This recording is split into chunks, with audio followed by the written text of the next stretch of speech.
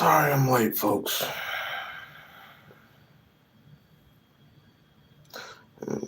I'm still trying to figure these things out.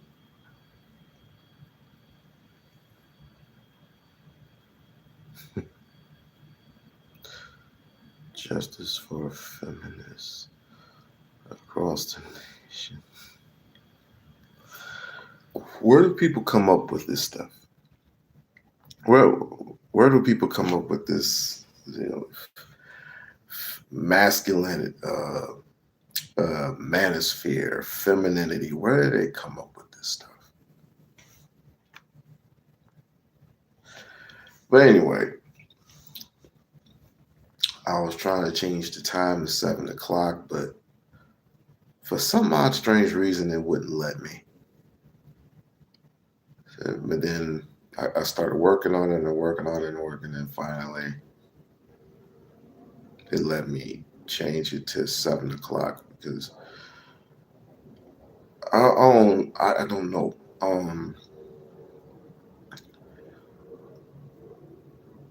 I think maybe it's because of the weather change. I don't know what it is. Our bodies aren't. Our bodies aren't. You know what it? You know what it is? I need to start taking my vitamins again. That's what it is. I need to start taking the vitamins, and you should take your vitamins too. But anyway, welcome to the We-On-Loc Nation channel.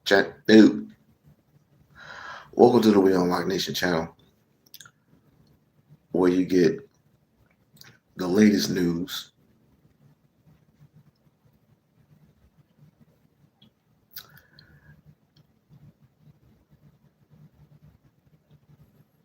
do I have to keep on saying it?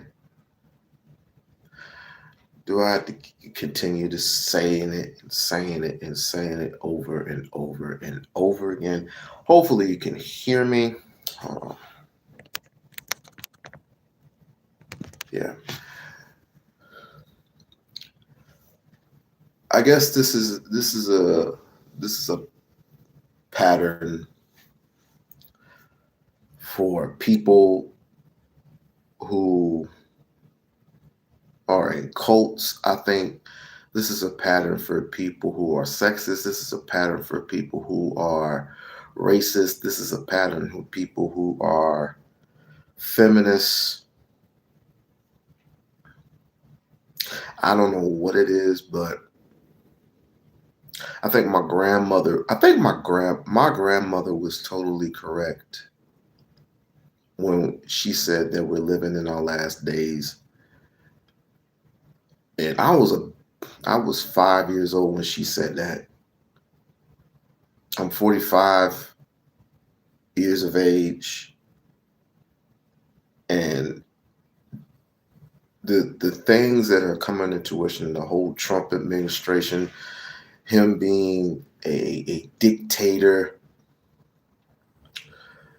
calling everybody out their names, disrespecting the media, disrespecting women, harboring these bad deals, wars and rumors of wars, trying to start some chain of reaction to Nigeria.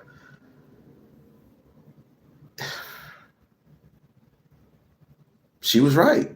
She was absolutely correct when she said we were living in the last days, because obviously people have not learned their lesson.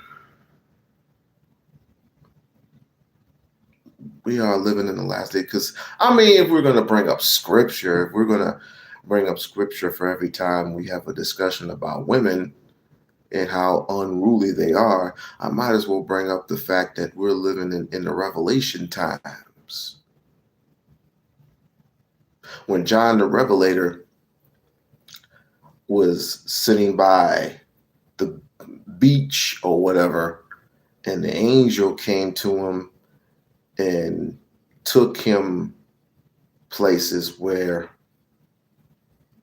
well, he took him to heaven, and seen the angels. I mean, real true angels, not the one with the wings, and the sword, and the Michaels, the Gabriels, the whatchamacallits. I'm talking about angels who see night and day, don't sleep.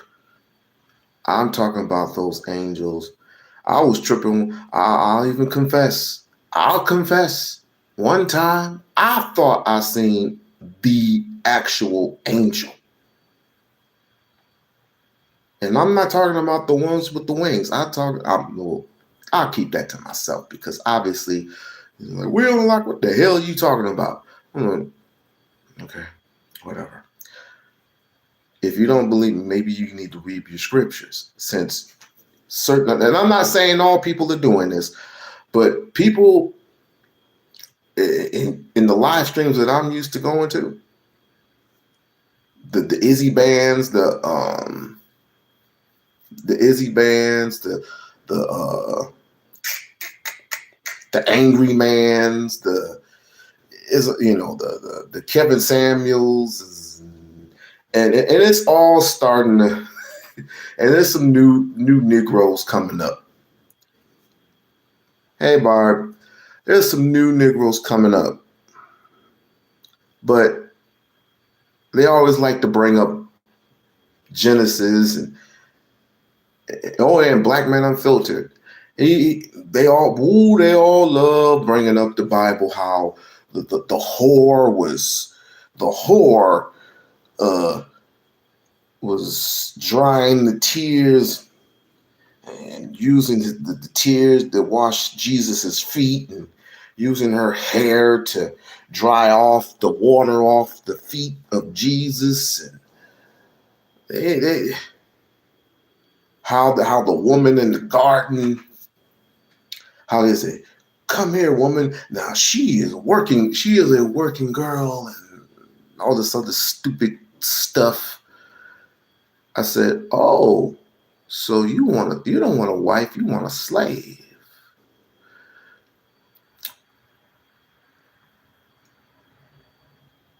Now I liked it when Jeff Brown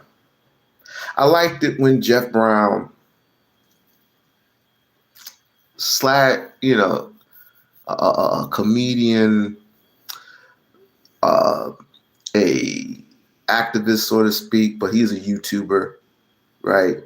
Go to Jeff Brown. It's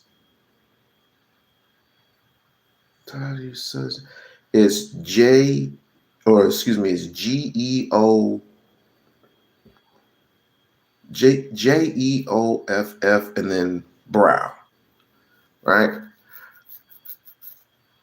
When I listened to him, he said this. He said, I don't mind when a woman speaks, because I want a woman to talk to me about making certain decisions, or making certain choices. But, at the end of the day, my words are final. So in other words, whatever we choose, I get the final say.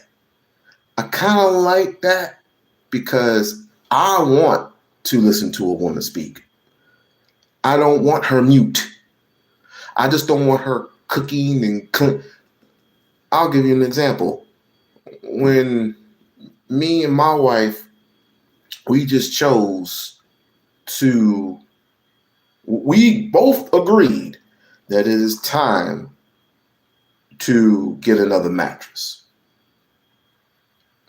And we decided, king size mattress. And she said, we totally agree. We totally agree on the mattress. We totally agree on on an actual table, because we had the same table for like a good 9 years. I said, that table has served us well. I think it's just time for some new furniture. We agree. And I listened to her input. And if it's good, which 90% of the time it is, Okay. If we want to go somewhere and I listen to her input and I agree, sure, cool.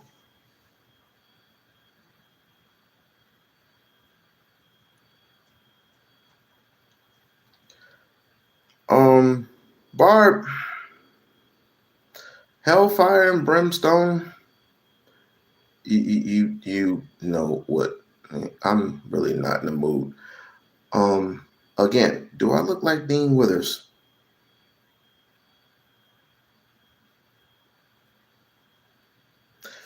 You may pull that shit off on 21-year-olds, but you're not gonna pull that shit out on me. Um, but anyway, so what I heard today, and this is not just coming from YouTubers, it's coming from the political side, right? This is coming from the political side, and I truly believe when Fox News hits a whole low of BS, it's pretty much, and I'm trying not to cuss, it's pretty much like they pretty much have noticed this, this throw stuff on the wall and just to make it stick, especially when it comes to Jasmine Crockett.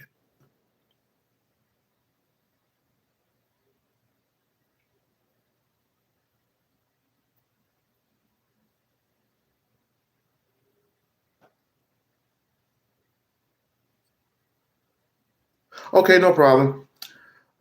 Okay, but as I was saying, reading this guy's message, um, they're just like to throw stuff in the wall and trying to make it stick. Um, they know that she's getting stronger and stronger and stronger, and the more stronger she gets, the more um, political nonsense comes out of the right. And I don't know if you have seen when she was on Stephanie Millard's, I think it was Stephanie Millard's podcast. If you don't know Stephanie Millard's, look her up. On this white lady's podcast, she basically, Stephanie Millard was caught kissing, the one caught kissing the feet of Jasmine Crockett, and everybody was talking about, what do you think about Jasmine Crockett's feet getting kissed? And I'm like, what am I supposed to say about that? A white woman kissing a black woman's foot. And what does that mean to me? Is it supposed to mean something? If it means something to you, please put it in the chat or something. We'll talk about it. I doubt we'll get anything out of it, but if you have a complaint, put it in the chat box. And then, of course, it goes viral. And who is likely to talk as much trash about Jasmine Crockett's feet getting kissed other than Sean Hannity? The right of the rightist. And you know what? I have more respect for him than I do Bill O'Reilly. Bill O'Reilly, I could hit upside the head with a baseball bat and not even care. I mean, he might bleed dirt. He might bleed dust at this point if all I care. But I have more respect for Sean Hannity than it. I will give him the choice. Would you rather take the head or the gut? Head of the gut. What do you mean head of the gut?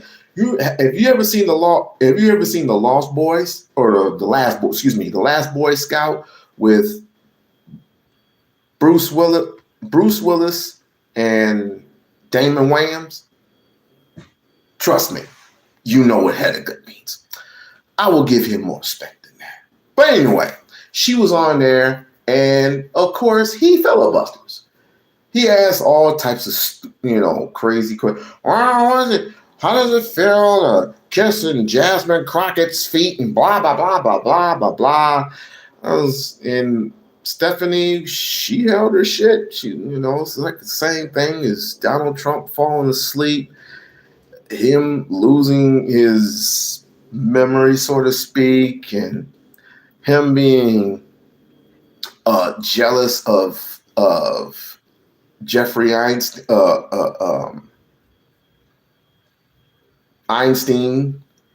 of the women that he had, and Donald Trump was jealous and blah blah blah blah blah. And she kept going and kept going and kept going. Right. And then Jasmine, of course, I think I did a TikTok, not a TikTok, but I did a short when Jasmine threw the F-bomb, and I'm like, oh, sheesh. Oh, that's my girl right there. She said, you didn't give a F, boy. You did not care. That's the type of president I need not to give. If we can handle this some gun, this scum bum for the next 3 years, cussing out everybody, calling them pigs, disrespecting women, disrespecting babies, saying that, oh, when you get 18, I might date you. You might as well say I might screw you. Because it's inappropriate to say to a child. But in this society, people don't care. People don't care about rapists. People don't care about you being great. People don't care because they want to see the evidence. And then the evidence on top of the evidence on top of the evidence. Was she naked? In the beauty pageant, was she actually naked in the beauty pageant when they were in the janitor's closet? When they were in the janitor's closet, did they have like bra and panties on, or were they all the way naked? Were there men actually there? He said that men weren't there, but he decided to just walk his little old ass in there and say, I'm Donald Trump and I can do those things. I'm Donald Trump and I can actually do those things. It doesn't matter to me. I love it. There's some beautiful women and they're all naked. And he caught himself. He said they were naked. But that was 20 years ago. It doesn't matter.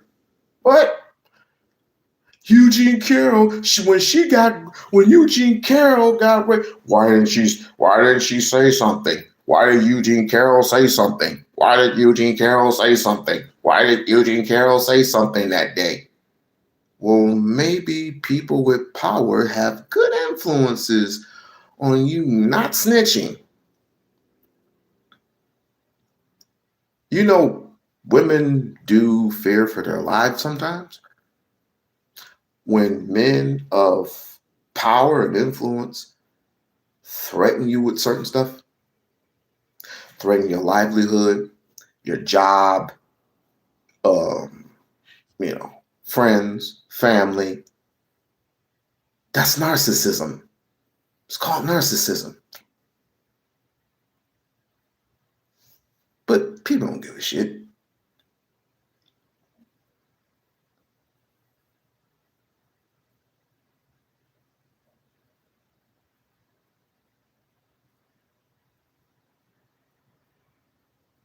People just don't give a shit.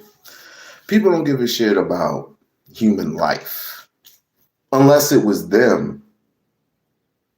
Of course.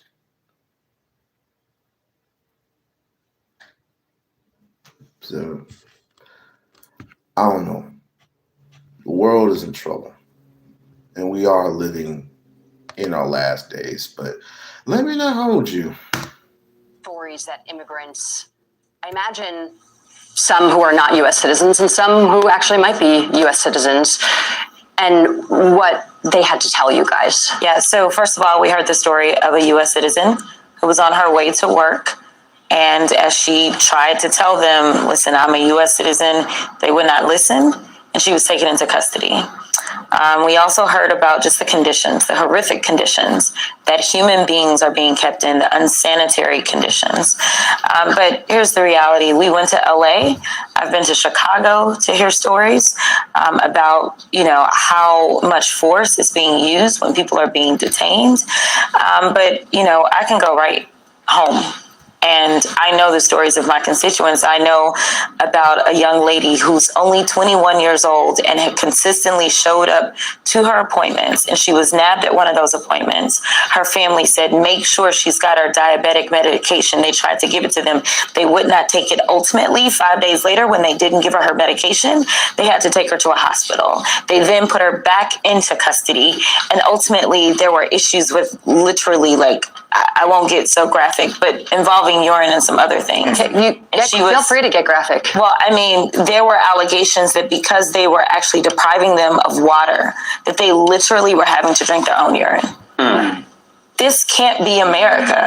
But obviously, in Trump's America, this is exactly what he wants. And the idea that one person can get out of line and commit such a horrific crime as shooting two National Guardsmen that never, ever asked to be here. In fact, we know the young lady that lost her life, specifically, we're saying that this is a waste of time. But now you want to go against every single immigrant. That doesn't make sense. And it's frankly not who we are, because if that's the case, let's talk about the white supremacists and how many of them need to be kicked out of this country, because I can guarantee you, I can track down more crimes that they've committed, because overall immigrants have a lower crime committal rate. Which is true. So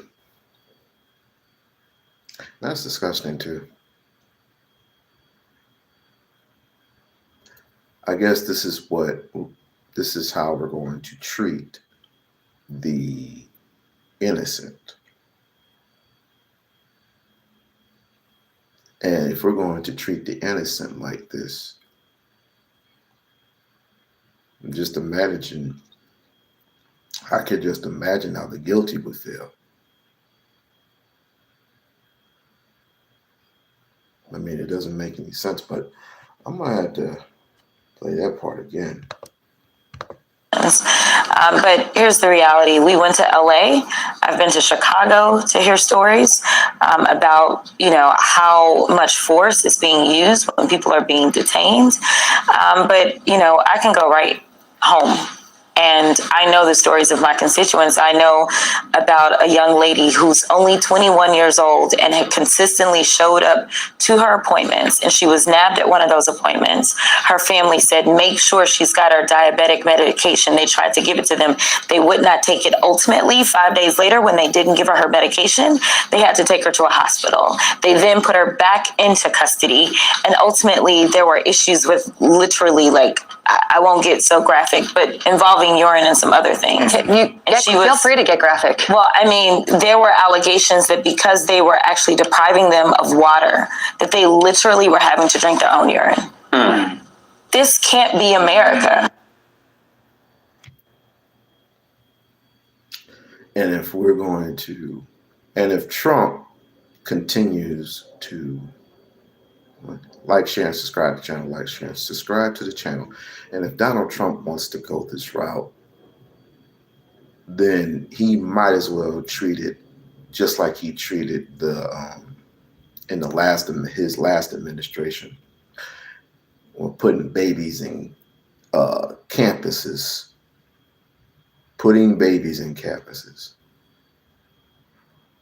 Well, thank you, sweetheart. Thank you. He might as well treat this whole thing like a boot camp or a concentration camp. That's how far he has gone. He's trying to turn the United States into a third world country. But people don't see that. But it's but the it's not wonderful. It's wonderful news in certain people's eyes, but certain people from the right are getting tired of his nonsense. And so therefore they're retreating. And I'm not, and like I said, everybody knows that Marjorie Taylor Greene started this shit, right? I would not be surprised if,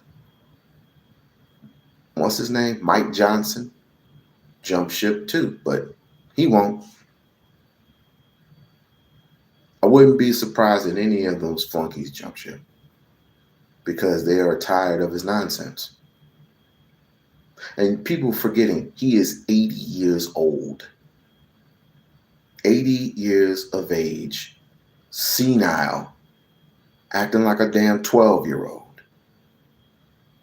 and is crashing out than ever before. You know, when you are crashing out, when you are trying to involve yourself with basically two black people who are arguing. One's a Christian and one's a Muslim. And here your white ass come right in the middle of it and saying, you're messing with the Christian, and you're trying to attract friction of two people who are already in friction. And it's none of your concern. It's none of your freaking business. Stay out of black people's business. But no, you have to take your funky ass over there and say, we're going to, if they don't stop messing with Christians, and guess what? Donald Trump is not a Christian. He is not a Christian. He doesn't believe in forgiveness. And what do all Christians believe in? Forgiveness. What's going on? But obviously, in Trump's America, this is exactly what he wants. And the idea that one person can get out of line and commit such a horrific crime as shooting two National Guardsmen that never, ever asked to be here. In fact, we know the young lady that lost her life, specifically, we're saying that this is a waste of time. But now you want to go against every single immigrant. That doesn't make sense. And it's frankly not who we are, because if that's the case, let's talk about the white supremacists and how many of them need to be kicked out of this country, because I can guarantee you, I can track down more crimes that they've committed, because overall immigrants have a lower crime committal rate than white supremacists, but we don't want to talk about that in this country. I mean, the FBI has for years said that homegrown terrorism is a much bigger issue than anything from any other country. One of the things that we keep hearing the president say is that he is going to denaturalize people. There should be people denaturalized, people who don't adhere to Western civilization values, whatever that means. I'm curious what you think about that, because one, it's not something he can do, right? He can't go around waving a wand and denaturalize people. There's a process. He's not supposed to. Okay. There's a legal process to that. Yeah. But what do you think is actually behind that? Because he probably knows that he can't do it, but what do you think he's trying to signal? I think he is trying to do what he's always done, which is instill fear. He wants people to go into the shadows. He wants people to hide out the way that they're doing right now. People are not sending their kids to school. They're not showing up to work. He is wanting people to be terrified, and he only wants his kind of people on the streets. He wants everyone else to kind of languish in the shadows. But we can start with the fact that he's married a couple of immigrants himself, and we can start there if we about to start denaturalizing. I'm just saying. Congresswoman, you mentioned children not going to school as a result of the fear that's being instilled by the president. That's something that we should be talking more about, and that's children who are being caught up in all of this. ProPublica had a story out on Monday. ICE sent 600 immigrant kids to detention in federal shelters this year. It's a new record.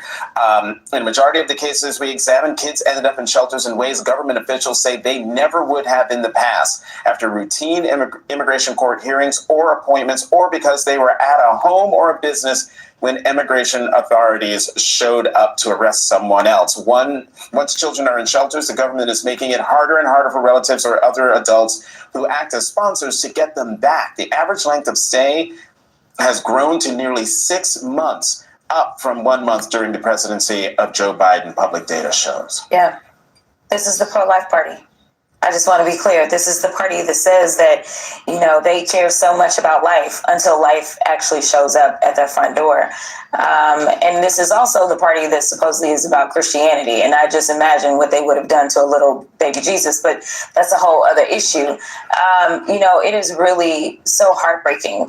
We know that under the prior Trump administration, it was the children in cages. So for me, expecting them to do better by children was not one of the things that was on my bingo card. I never expected them to do better. I expected them to do worse. And frankly, that is what they have done with this entire administration, is they have made everything worse. Like, it was bad the first time, so bad that he got kicked out of office. And then unfortunately, America got amnesia and somehow he ended up back in office. And now he is literally terrorizing everyone, from children that are born in this country to children that aren't born in this country to adults.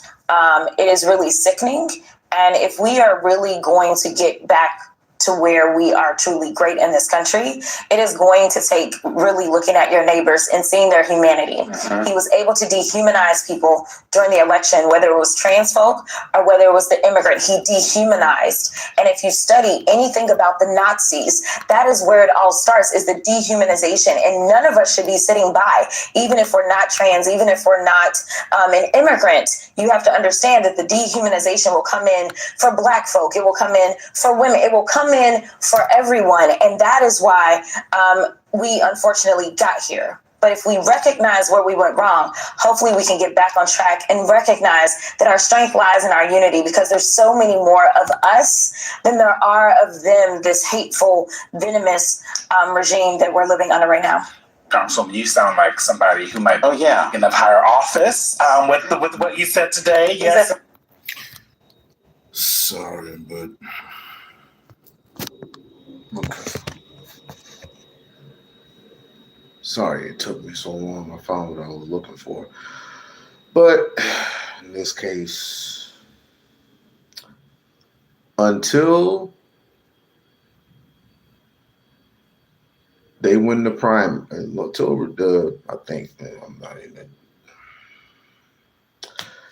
the Democrats start winning again, I think it's in the primaries or some shit like that,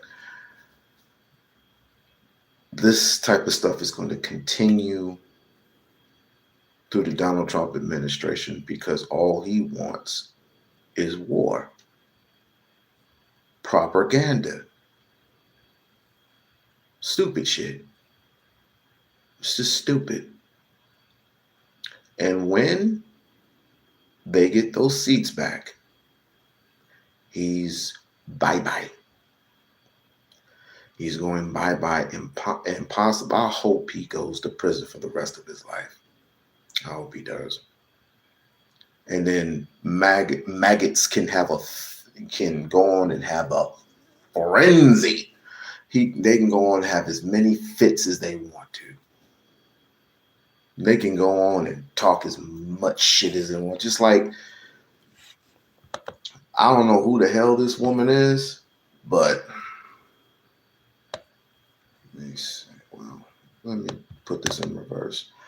I don't know who Jesse Waters is. I don't follow Jesse Waters, but this is another alt-right person. This is another alt-right person that needs his ass whooped. 4 hours a day, 7 days a week is going to move people haven't taken advantage.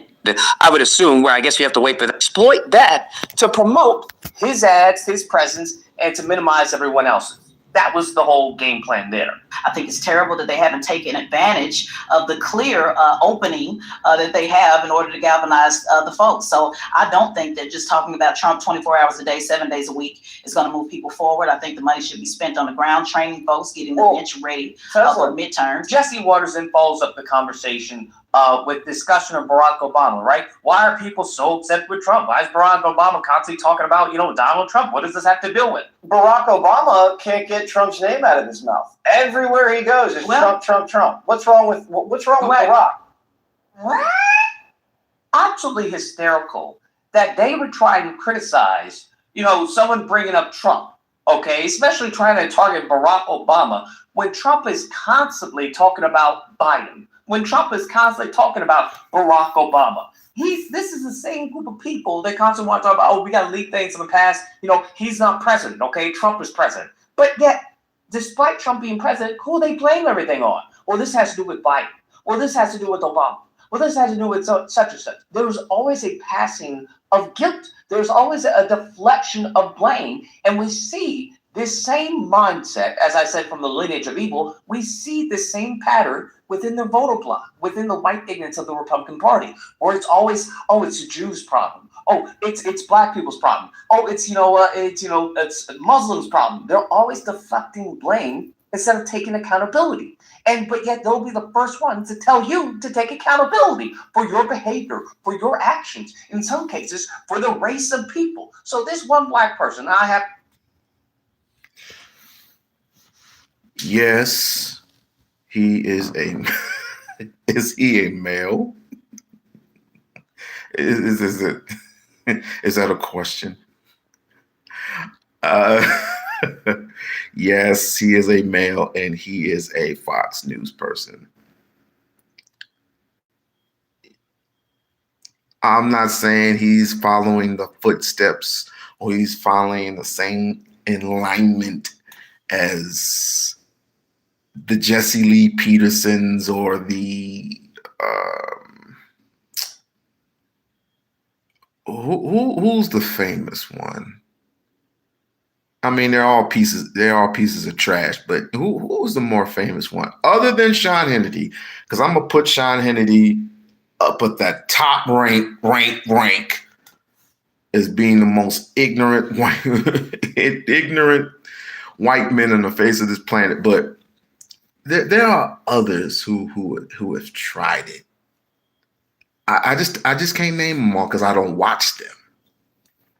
I don't watch them because as soon as I watch them, the more ignorant they become. And the more ignorant they become, it just becomes, it's like, why listen? But let me continue. Have to take accountability for all black people. So if somebody, in Georgia does a crime, I now am implicated in that crime simply because of the color of my skin. This is the type of lunacy and the hypocrisy that is shown within this party. And Teslin exposes this, just a masterclass, because what she does is essentially calls him a buffoon. All right, she calls him a buffoon by letting him know, like, listen, this is a pattern that you guys, implement as well. You guys are guilty of this same thing, constantly talking about Barack Obama. She even calls him out, like, hey, you were even mentioning Barack Obama for the last 30 minutes on this program. Like, what are you talking about? Well, guess what? The same thing is wrong with Trump. They keep talking about Barack Obama. They talked about Barack, or how you've been talking about him the last 30 minutes, or all of the Republicans. Just to be honest with you, what's good for the goose is good for the gander, Jesse. He's out of line, but he's right. Then the icing on top and the cherry on top of this amazing Sunday is that essentially she calls him a racist. They just don't like you. 1 minute you say Barack Obama's too classy, and the next minute y'all say Representative Crockett is too over the top. So which one do you want? Should they meet you where you are, meet you where you're at, which I agree with. You want to get ugly? Let's get ugly. You want to be polite? Let's go with Barack Obama. To be honest with you, I agree. The 2008 and 2012 strategies don't work anymore. You need to fight fire with fire. Amen. That's what it goes to show. It goes to show the Republican Party has nothing to do with respect. And she's right. Miss Teslin, I think her name is Teslin I, I don't know, Figaro. I've seen this woman in action before. Do I like it? Do I like her strategy? It's night and day. But at the same time, but I have to give her flowers when she did that when she did that podcast. I have to give her flowers because she is absolutely right. People like to often say when you're, especially these conservatives, they always say when you're in this height in the political field and when you're in a position of power, Stephen A. Smith type like Negroes, you never come down here. How dare you act street? How dare you act hood? I'm like, the hell with that. You got to meet people where they at sometimes. I mean, you tried this and it didn't work. You tried that and it didn't work. So apparently, I got to basically meet you. I mean, I got to, as the Bible would put it, an eye for an eye. An eye for an eye, a tooth for a tooth. You want to go there? We can go there. If you want to get political, we can get political. If you want to get street, we can get street. It's as simple as that. But no, we gotta be polite. We gotta dress in our French outfits, and we gotta act. No, this Negroes. This ain't Martin Luther King. No disrespect to the King. When he had rocks thrown at him, and it was the nonviolent. I had a dream. Nonviolent. No. We turned Malcolm after that. You hit me with a rock, I'm going to turn and I'm going to blast you right in your mother head. I will blast you right in your sir. We tried it that way. People, this is the thing with white people. White people are so damn scared of us. So damn scary that they're going to try to convince other black people to convince the black people who aren't violent necessarily. Well, we'll get in your shit if we have to. And they're trying to lower us to their standards. It's like, no, if they throw a rock at you, just chill out, bro. I mean, it's gonna hurt me. Just take a pill. Just take a pill. Just take a chill pill. F that. No. I'm gonna punch you right in your fucking throat and call it a day. And keep on marching us. Oh,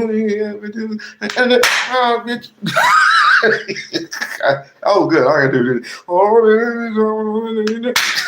That's all you gotta do. Let me ask you something. If Bruce Lee were alive,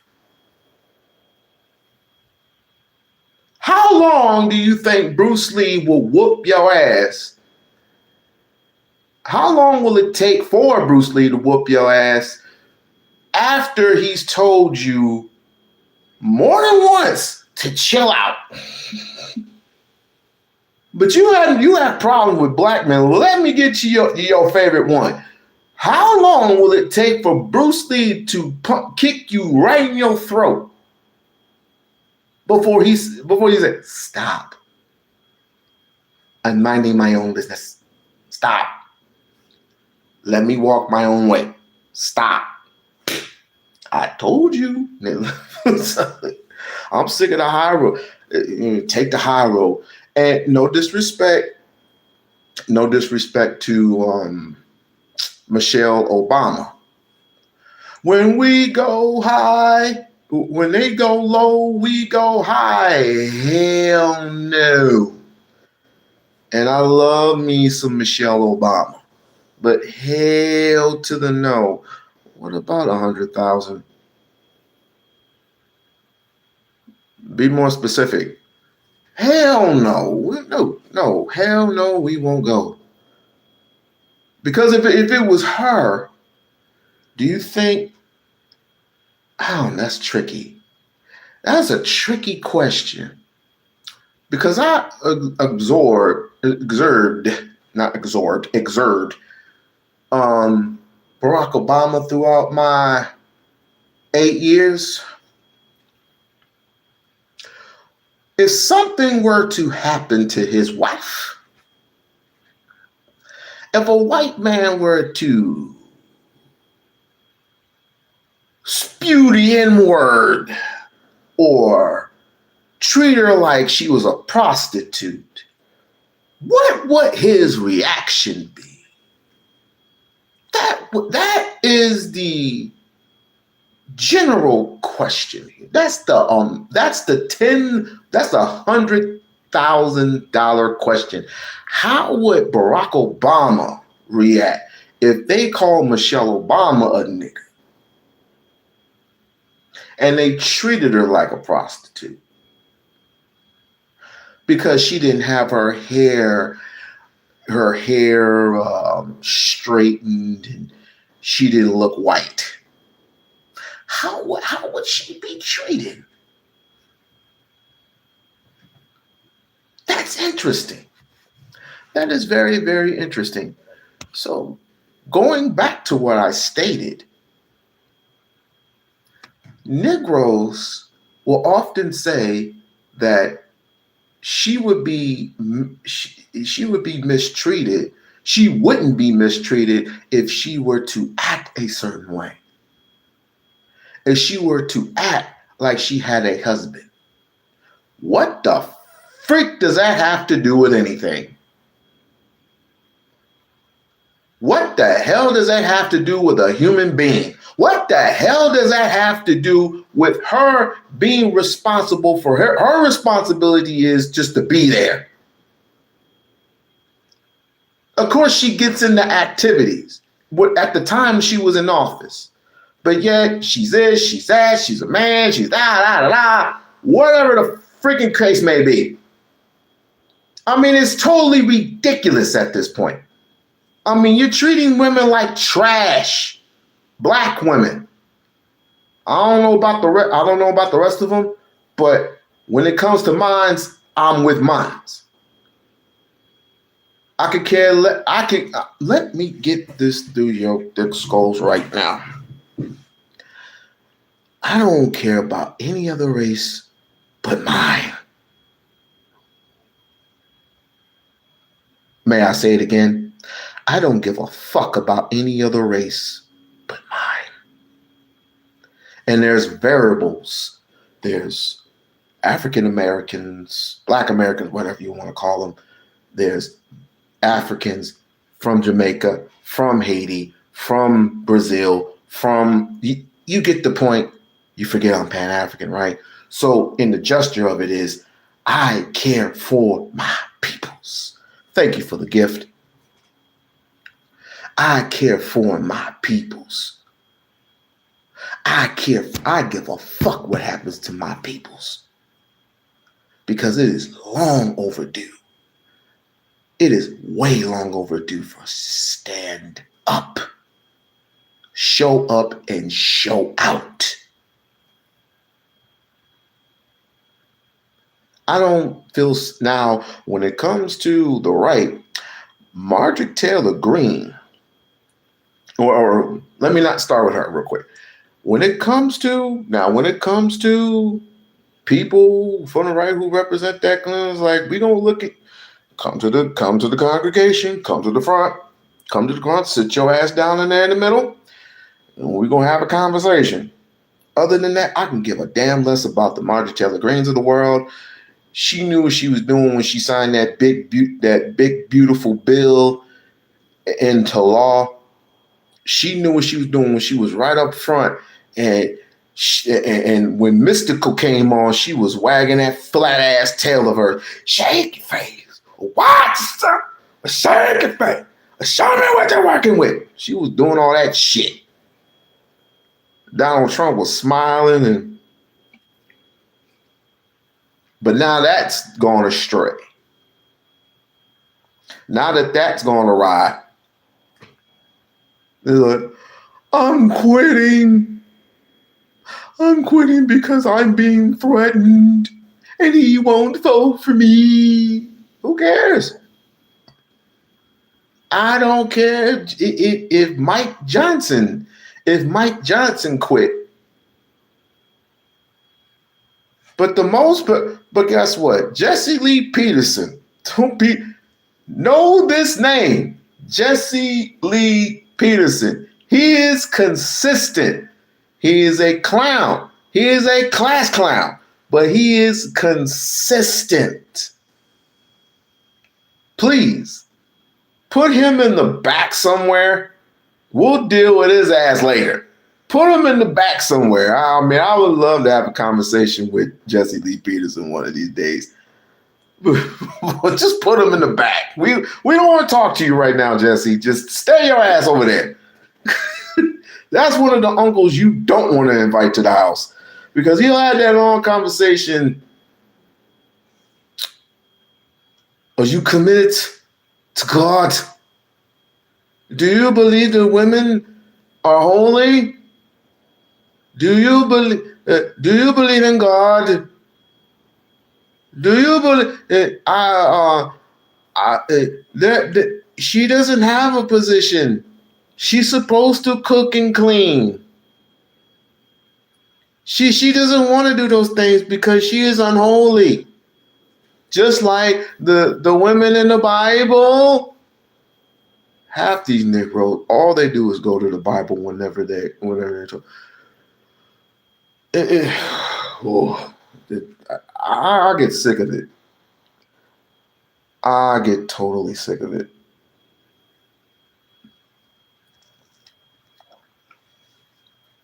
How many times has he been on Fox News? He's been on Fox News more than one occasion.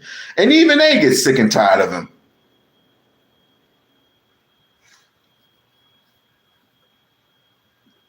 Tariq Nasheed was right for giving him this Coon Award. I would have given him more than just a Coon Award. But anyway.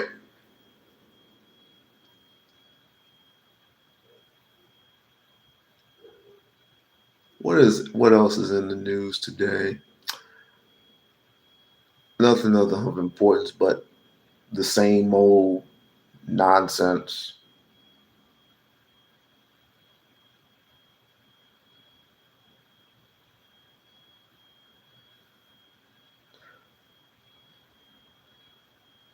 Rewrite that, Barb.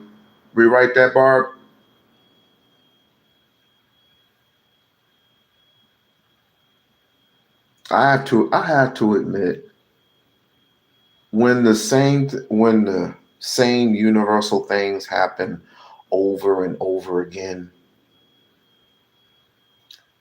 it's like we're being caught up in the wilderness, right? Just like in the book of Deuteronomy. In the book of Deuteronomy, Moses' people were complaining and complaining and complaining and complaining, and they wondered why they kept going around in a circle. This is how I feel like. I feel like this world has completely gone into a complete circle. It wasn't important. Don't worry about it. But I get what you're saying. I get what you're saying. But it's not just the Jesse Lee Petersons. It's not just the Jesse Waters. It's not just the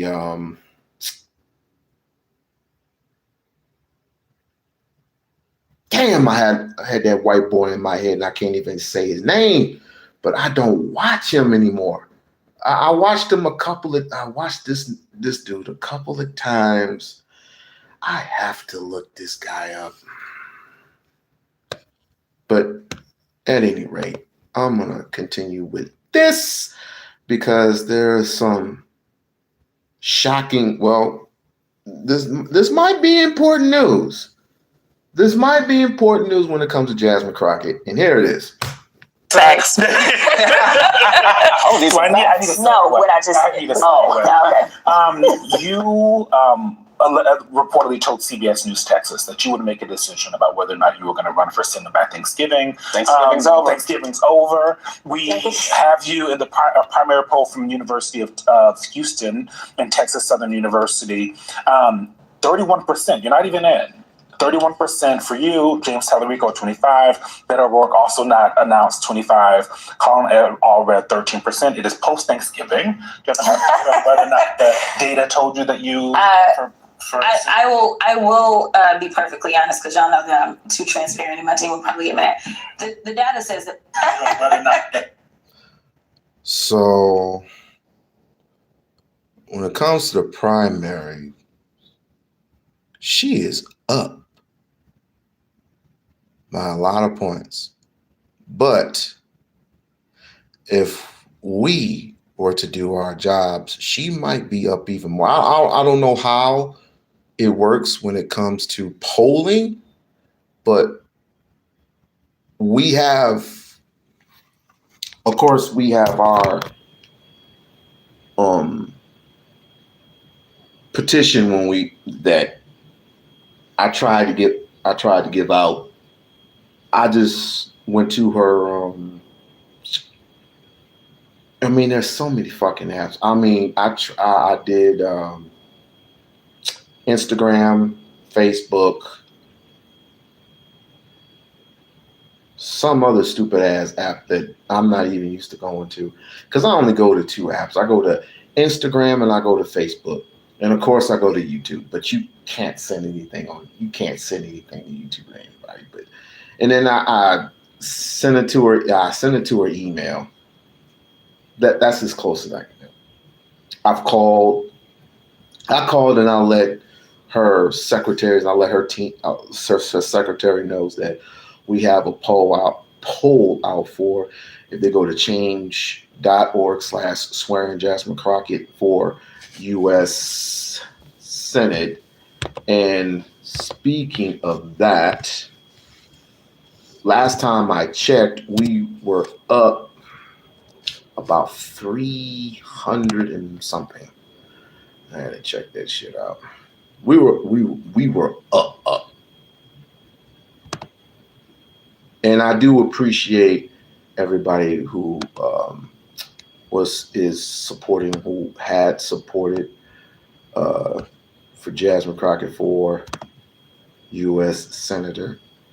So when I look at this, we are at, and as you can see, we are at 321.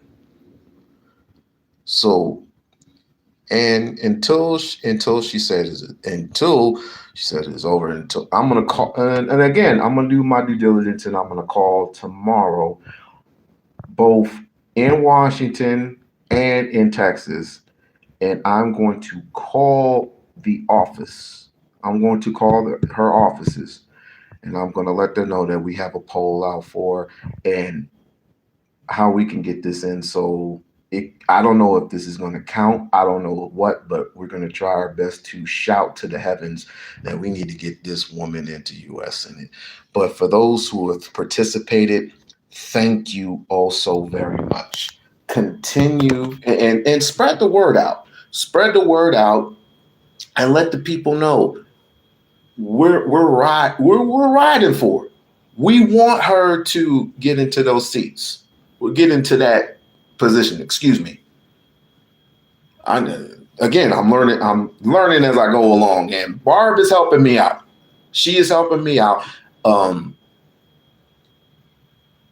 Lisa can't be here. She's dealing with an issue, but our prayers go out to Lisa Carter. She's dealing with an issue, as you well know. She's not feeling too well. She's always in pain. We pray for her. We pray for our sister. We definitely pray for her. But like I said, thank you for the signatures. But please continue to fight. Continue going. Just go to, like I said, change.org.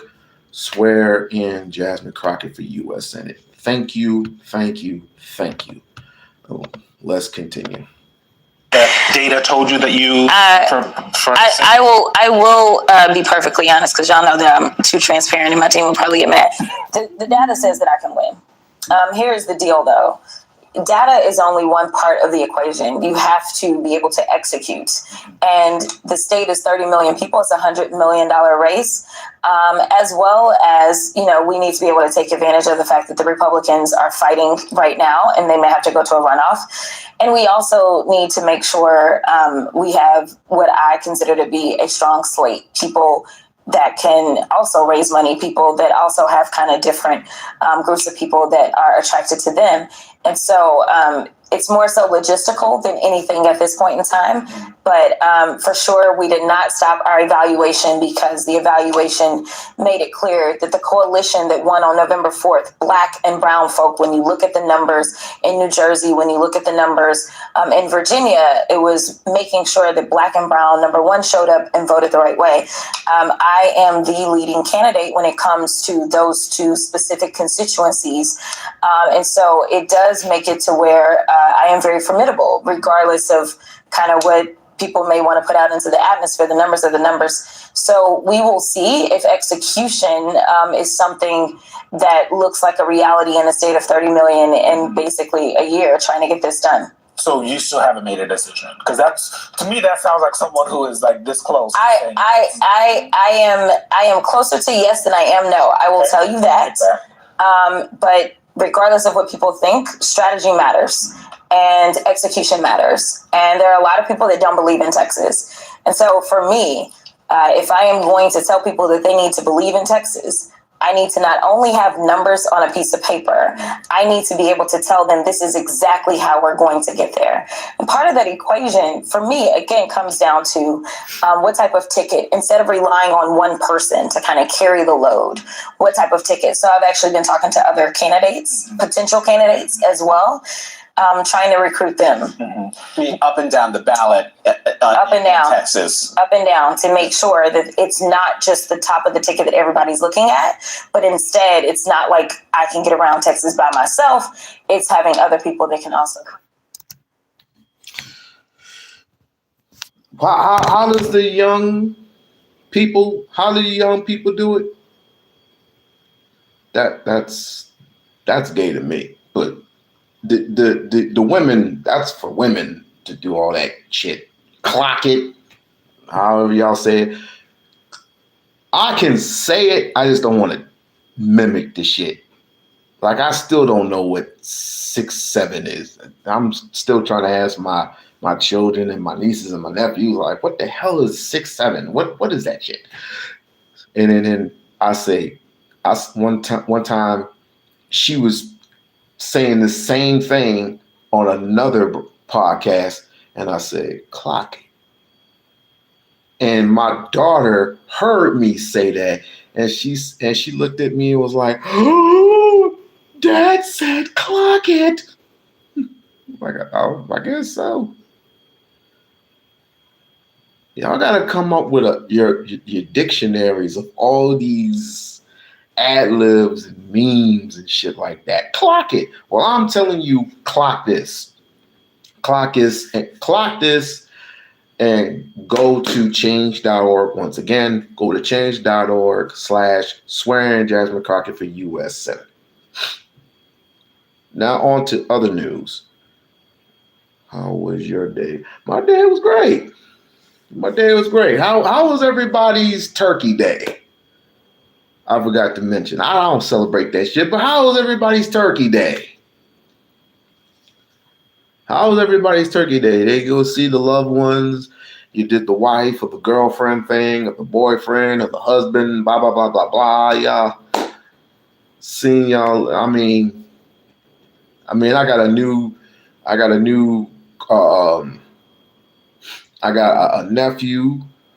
nephew in the world. My brother just had a new I think it's a baby boy. He had a new baby boy. So we all good.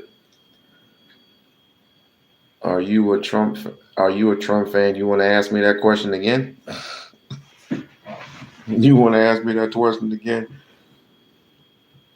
All these Trump supporters, how are you still a Trump supporter after all that was going on? How are you still a damn Trump supporter after what he has put women through? How are you still a Trump supporter? How he has treated immigrants in this country? How are you still a Trump supporter?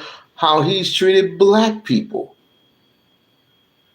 the lower income black people. I'm not talking about the higher incomes where the Snoops of the world, the Snoop Dogs of the world, the Kanye Wests all start sucking up to him. I'm not talking about those people. I'm talking about black people who continue to work and struggle for a 9 to 5. How can you still be a Trump supporter?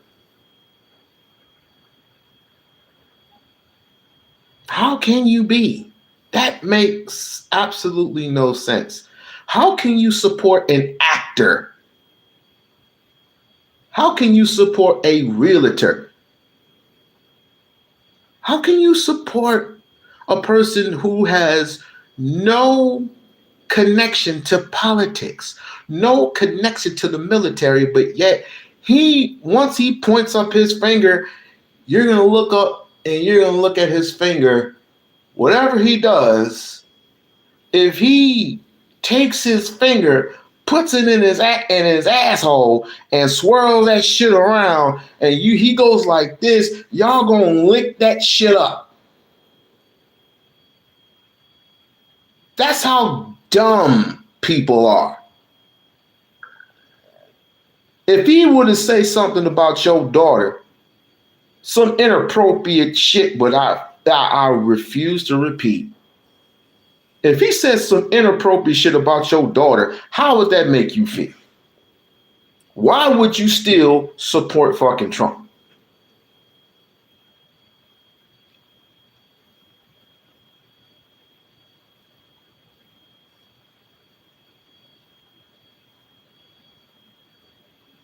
At this point,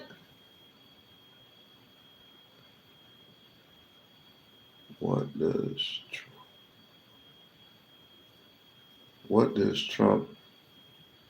does Trump do that you have benefited from? Nothing. I haven't benefited from anything. I'm going to reverse this question back to you. What has he done that's benefited you? What has he done that's benefited you? When he was first inaugurated, I already knew that he was going to do. I already knew that he wasn't going to do shit other than kick illegal immigrants out. Go through a whole thing where he sent the National Guard into LA. And I know that because I was in LA.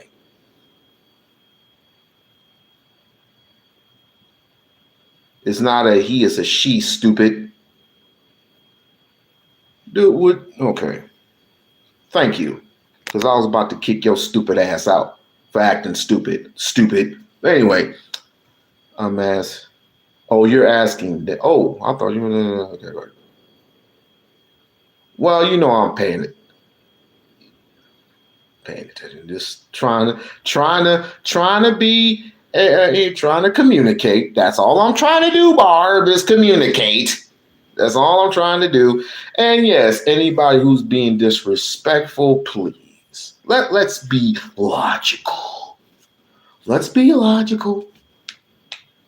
But if you want to take it there, Barb will take it there with you. So please, let's be respectful. Let's be respectful.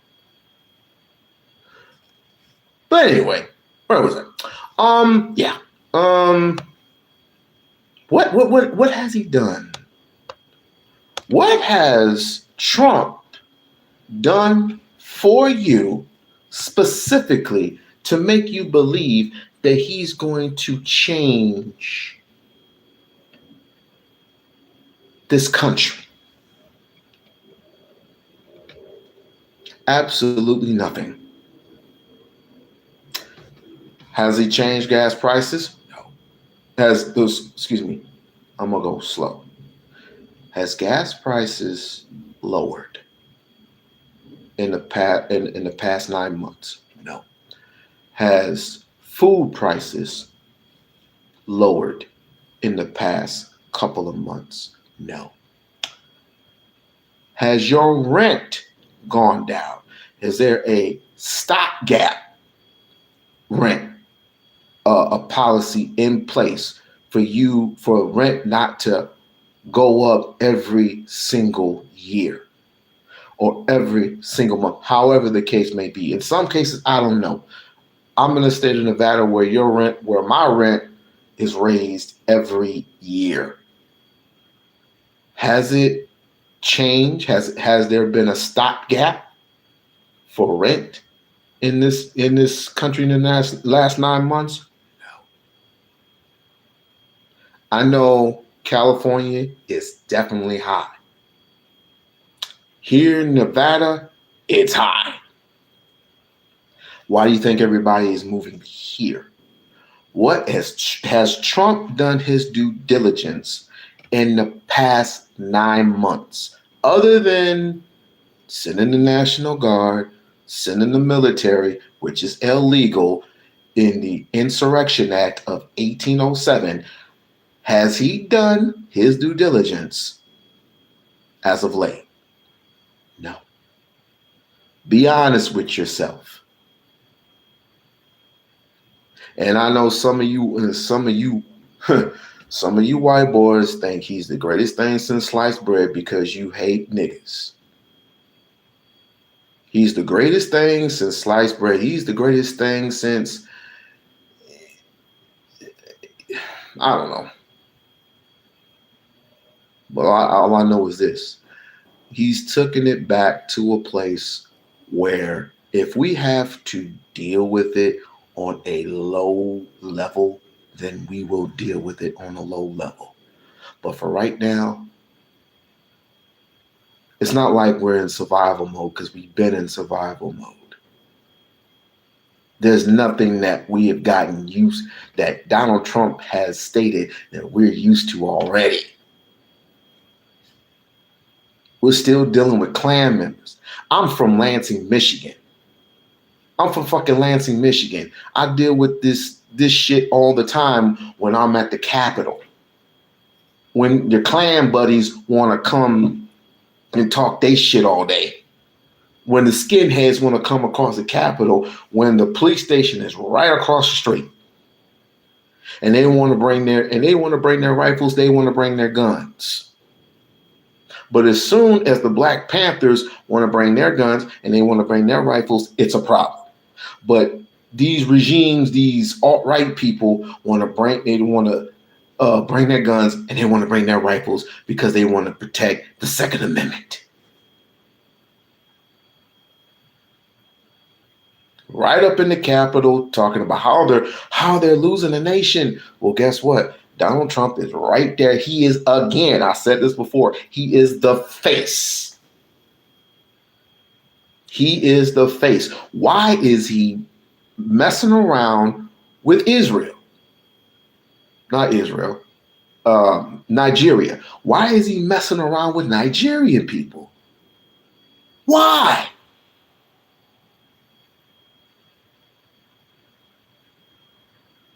Even Christians say he's not a fucking Christian.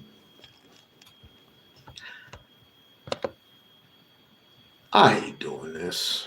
I really do.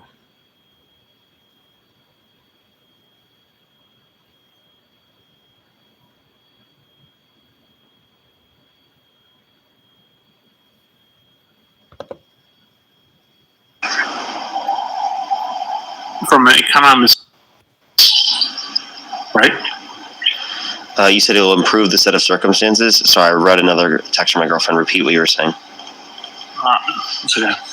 It would improve the situation that we have right now if we improve the birth rate. Right. The reason why we need I don't have an issue with incentivizing people to engage in having families or providing them the ability to afford, right, the ability to have families to a greater extent. But I don't think that's a sole fix, especially in the short term.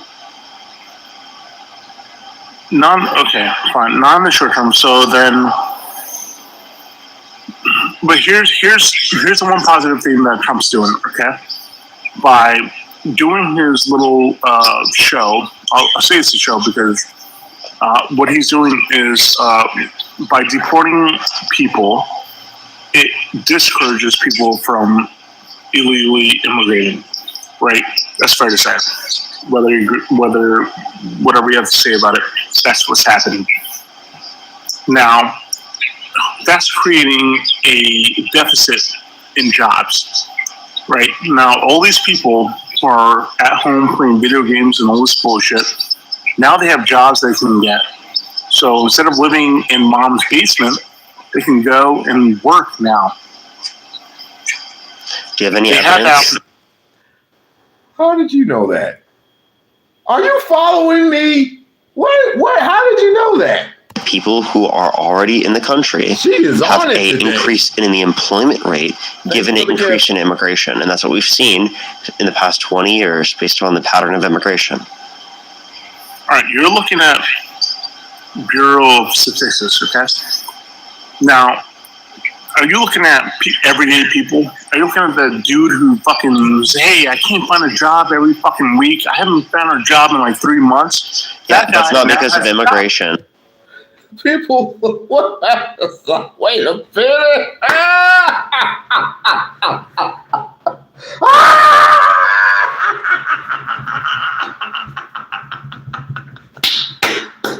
Oh, shit.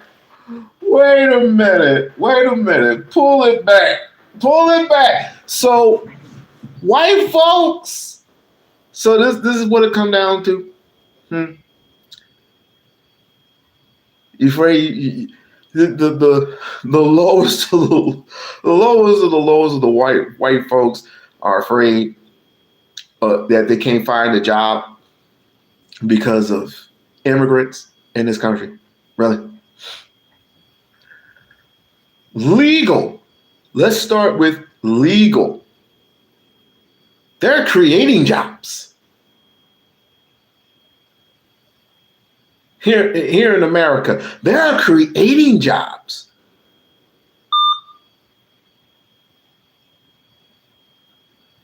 Okay, that wasn't me. They are creating jobs. Basically, some of them for themselves and some of them for everybody else. But everybody else that wants to come along, they can. You stole an entire country and you have the nerve to get upset. So this is what it comes down to. People calling in to Parker's show, calling in to Dean Withers' show and complaining about illegal immigrants taking their jobs. The next thing you know is they're taking our women. They don't want your women. They don't want your women. They have their women. They're making babies with their women.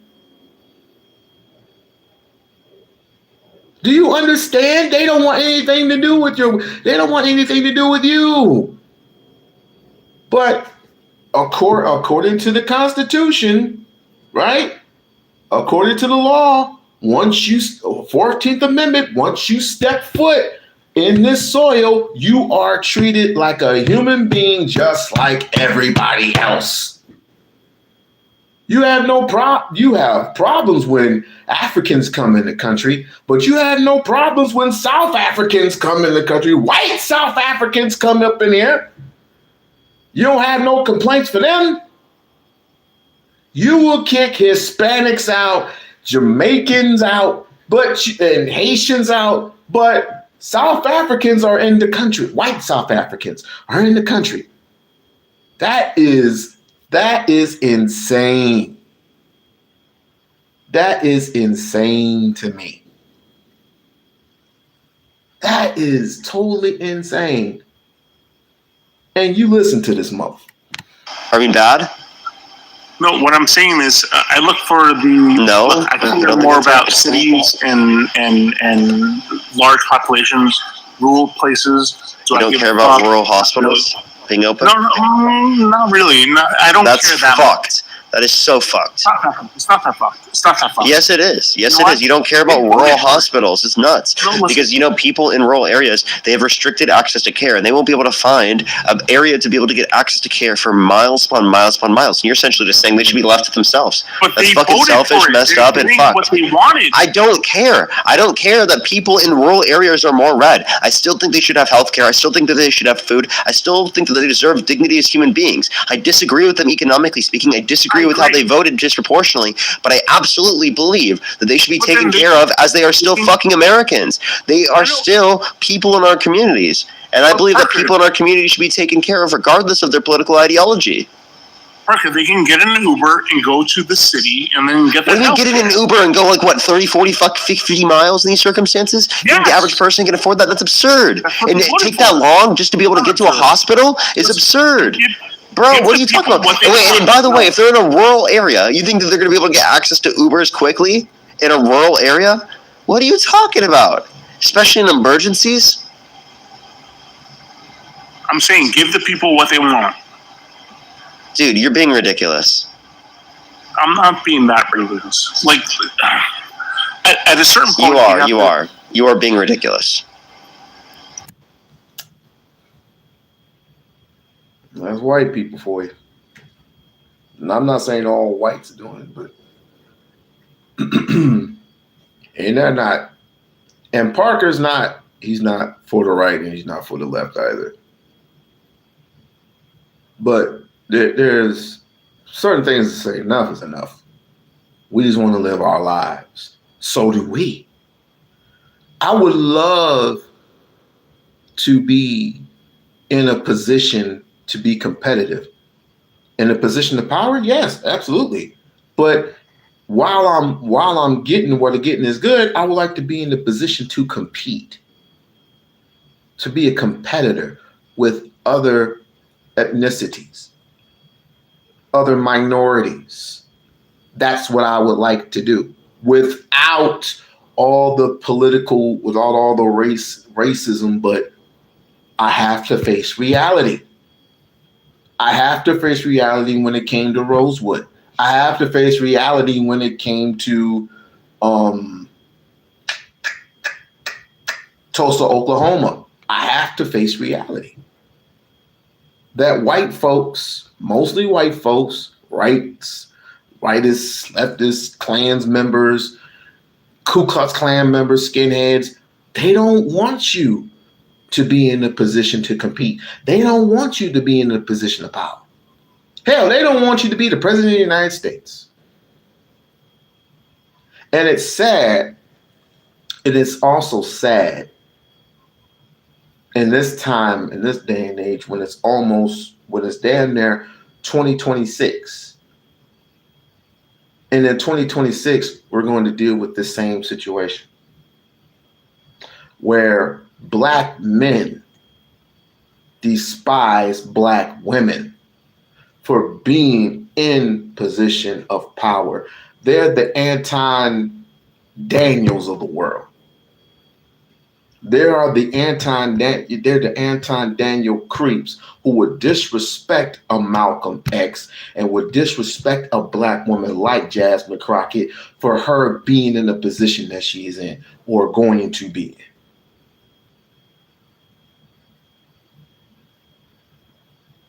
Exactly. Don't forget the hillbillies. Mm-hmm. Hillbillies coming up. My parents are from the South, bro. Pine Bluff, Arkansas. My grandmother, before she passed away, had told me stories about how the Klan used to roll up in them dirt roads. Yes, sir. Yes, sir. Georgia. Yes, sir. Yes, sir. How they used to come up in them dirt woods and start trying to mock or embarrass or humiliate people who didn't have didn't think they didn't have that goddamn it on them. But my uncle, my grandfather, my great grandfather at that time, may he rest in peace, and even my eldest great grandmother, they all came with them shotguns. They all came with them shotguns and was pointing at the Klan and shooting them at the air. Shooting straight up at the air. My family didn't play, Brett.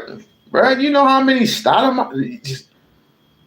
I ain't gonna give it away. But actually, I'm the Stoudemire clan. But there are different Stoudemires out there. So be careful. Watch yourself. I am from the Stoudemire clan. My mother is a Stoudemire. But there are different Stoudemires out there. There are different Stoudemires out there. So then don't say it can't happen. That's embarrassing. No, the reason why I'm saying that you're ideally and I'm realistic is because in America, it's very different, right? Very easy to pit people against each other. Very easy. Very easy to do that. Right?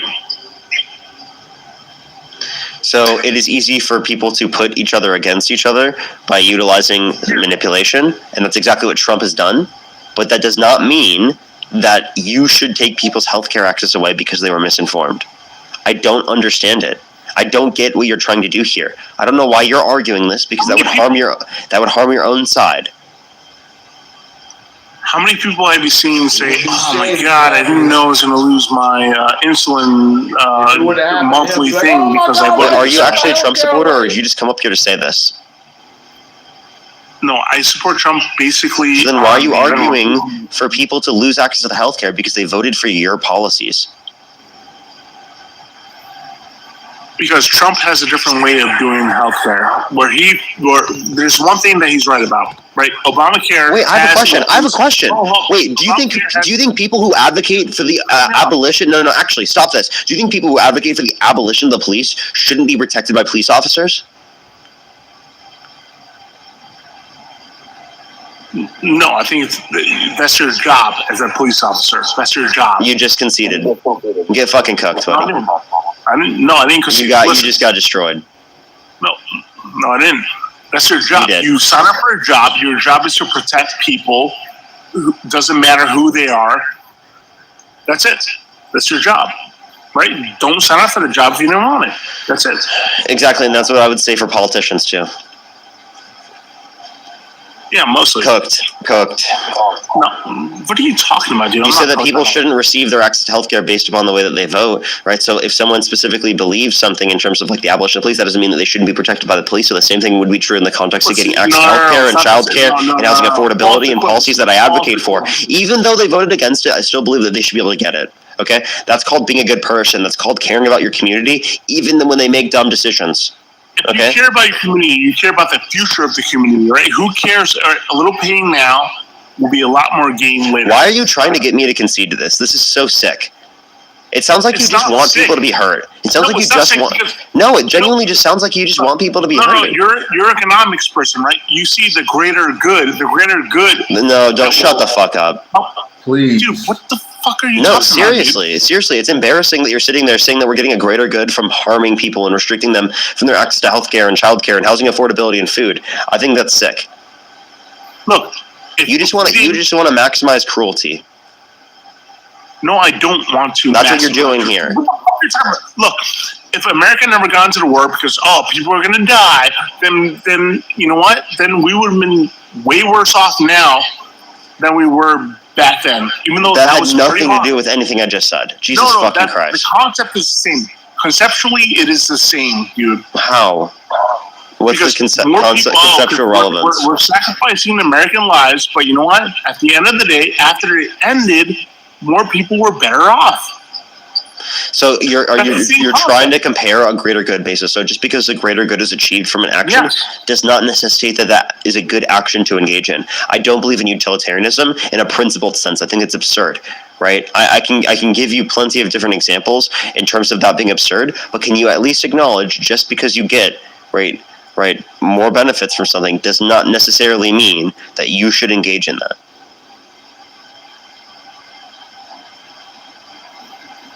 Just because you get more benefits from something, you should not engage in it? Yes.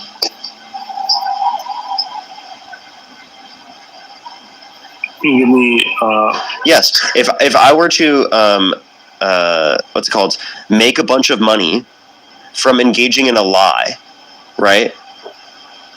But that lie conflicts with my internal values, right? Would, under your view, would it be the case that that would be something I should not engage in? I would disagree. You would disagree? No, I think you can lie about finding the covenant of the ark and then make a lot of money off it, and that's fine. So, okay, so you would have no issue with people making up lies to make money off of it. If people are dumb enough to believe it, why not? Like Trump. There's no moral issue on your behalf? Do I have moral issue? I have, you know what? I'll use that money that I gained from people who believed it to start education system. Let's say someone doesn't do that. I'm just asking, is it wrong? It's taking advantage of the position that you were put in. Yeah, like, is it wrong? Is fraud wrong? Is fraud wrong? Is it wrong to commit fraud? Yeah. Well, you're talking to accountants, so obviously I want to say. But couldn't fraud benefit an individual? So if they benefit that and they see a net benefit to themselves, fraud is wrong. Fraud is wrong. Fraud is wrong. I will not say anything else. If there were a net benefit to engaging in fraud, would you say it's a good act? So you would sacrifice your own. You would sacrifice people's pain. You would sacrifice making money. I said that all wrong. You would sacrifice making money off of people's pain than to give them what they need, and that's healthcare. You know, illegal immigrants, believe it or not, get healthcare as well, but it's not the same. It's under the state law, not federal. Two different things.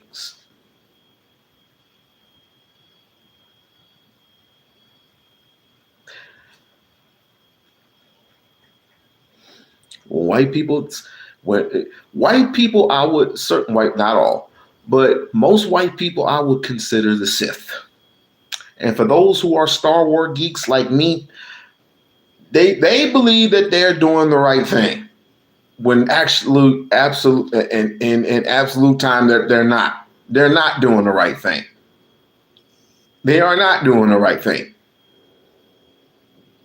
They believe by causing harm and causing a little sacrifice that America will get in 10 years, it'll get back to where it needs to be. No. If there's a net benefit to it, you would agree with her cheating on you. Fuck no, dude. What kind of question is that? Okay, so you do think it's morally wrong even though there's a net benefit? What the hell? There would be no net benefit from that. What? She benefited. You want to know why she benefited? Because she actually got to finish for once. No, that's not true. Well, yeah, because we're talking about your wife. That's not true. Yeah, good one. Barb, what is wrong? I want to ask you a question. I want to ask y'all a question. What's wrong with white folks? What the hell is wrong with white people today? This is a fucking terrible example, first of all. Terrible example. Never use that again, please. I hope that I'm the only person who ever receives that. But I'm just telling you, that's a net benefit, right? It's not a net benefit, bro. It is. Your whole fucking whatever you're trying to say. Wait. If you're talking about from an ethical perspective, If you're talking about from an ethical perspective, you would have to be able to give a justification for that, because you're using utilitarianism right here, and I'm presupposing that there's a net benefit from engaging in this action. We can talk about all this stuff. Let's say she got $1 million for banging someone. Hell yeah. Okay. What about if it was for the rest of her life? She had to all the time. No, hell no. But every time she'd get $1 million. Bro, I make enough money that I but it's a net benefit. It's a net benefit. You'll never know. Net benefit to just me. What? It's a net benefit. Wait, you just said that if there's a net benefit, there's a greater good. The greater good is she's getting $1 million each time she does it. Your girlfriend can provide the net benefit to society, not me. Dude, wait, you just said that a net benefit means it's morally right to engage in the action, and I'm just wait, hold up.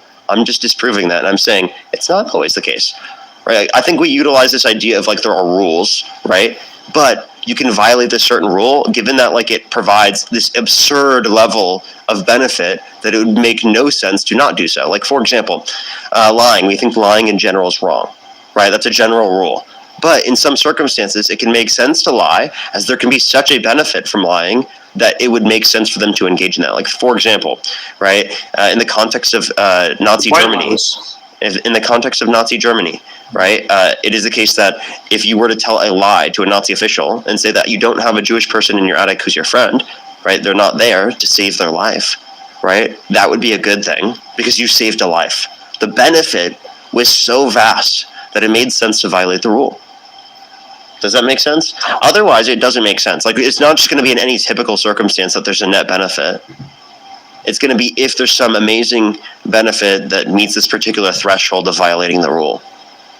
Well, in that context, would you let your girlfriend bang anyone for $1 million because that $1 million could go to charity?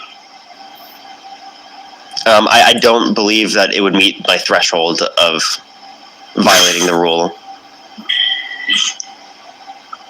And by the way, what do you mean by let her, right? Like if she wanted to do that for money, for charity, we just wouldn't be in a relationship. You understand that, right? Like the same way it would be the other way around. Right? Well, I mean, let her as in the fact that you would still be let with her is crazy. Wait, we're individual people. I mean? We're individual people, right? Bro, don't go down the feminist route. And what I'm saying is, like, yes, you are individual people who are together, but you get to decide whether you want to be a part of that or not. That's what I meant. Or first of all, I don't even want to get into this relationship. It's getting too personal. Yeah, you understand the point that I was making, right? You don't get it. Yes, I understand what you're saying. Yes, that some things are important. And by the way, are you a feminist? Am I a feminist? Yeah. Well, I was raised by a single mom, so I believe that women are capable of a lot of things, yeah. Anyway.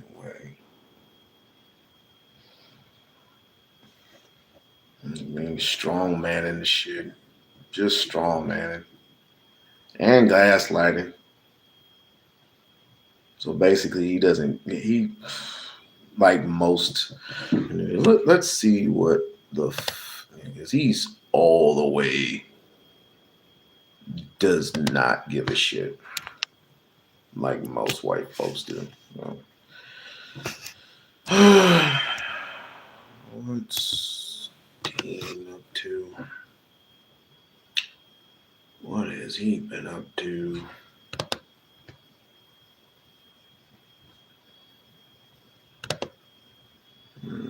Why is that sound going? Like, share, and subscribe to the channel. Like, share, and subscribe to the channel.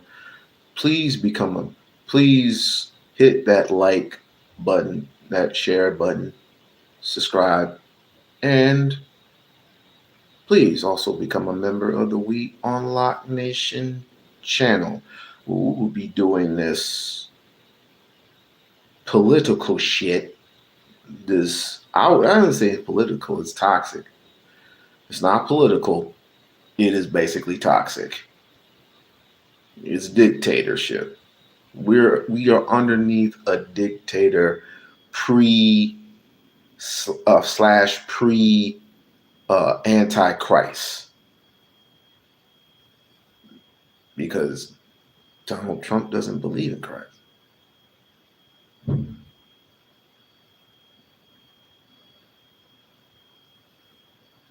Donald Trump does not believe in Christ. He wants to act like he does, but I have not once him, well, other than people praying over him, I had not once heard him say say something or anything of that matter about God. Some people will say the damnedest things, but I have not heard him not one time say anything negative or positive about Christ. I have not once heard him say anything. If you heard him say something about Christ, please put it in the comment section. Please put it in the comment section. But anybody who has the this is the Bible, right? Anybody who has the Bible upside down like this, yeah, you weren't a Bible thumper back then. I think he is Jewish. I don't think Jews accept him. Because correct me if I'm wrong, but isn't Israel, most of them, Jewish? Isn't part of it? I don't know shit about Israel. But isn't Israel partially Jewish? Because let's face it, Israel controls the United States, whether you know it or not. Israel controls the United States, whether you want it, you know it, like it, love it, hate it, run from it, don't run from it.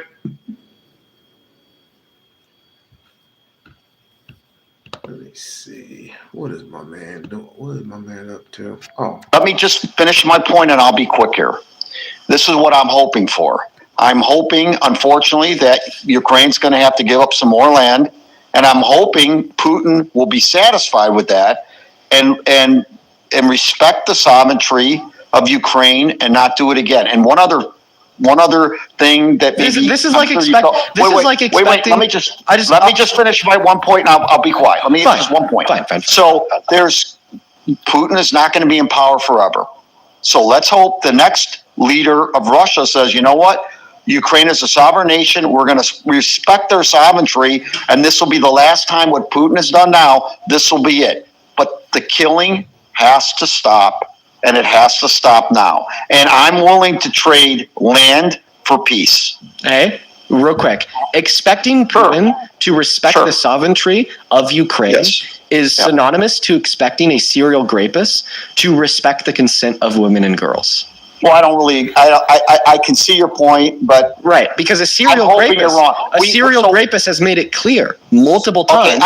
Just listen to what I'm saying here. A serial rapist has made it clear multiple times that they do not respect the consent of women and girls because they continue to violate it by continuing to rape women and girls.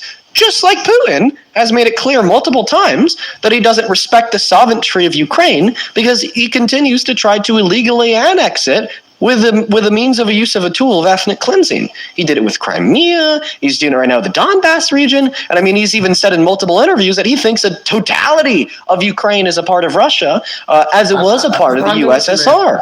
So we know that he doesn't respect the sovereignty of Ukraine for the same reason we know that serial rapists don't respect the consent of women or girls. So, again, I agree with you. But if we do nothing, the people are going to keep dying.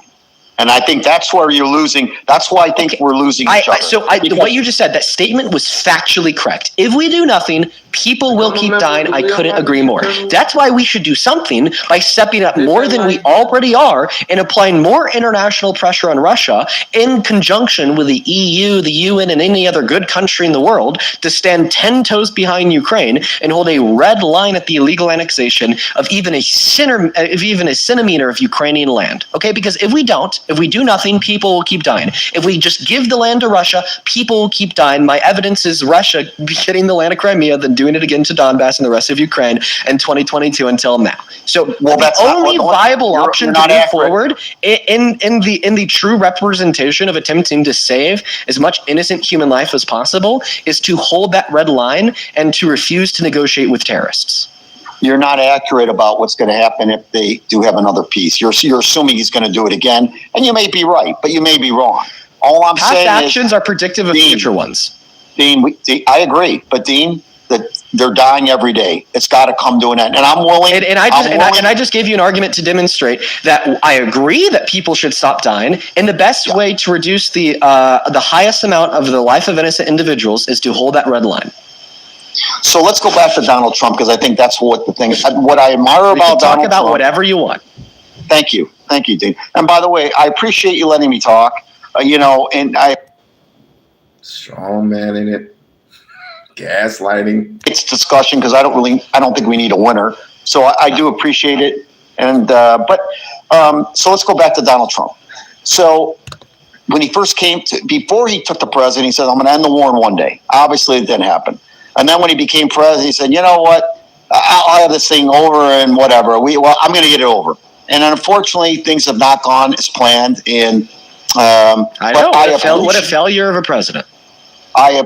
Well, at least he's trying to bring the war to an end. I didn't see Biden do anything in 4 years. But then why has Russia been hitting Ukraine the hardest they have since the beginning of the conflict under Trump 2.0?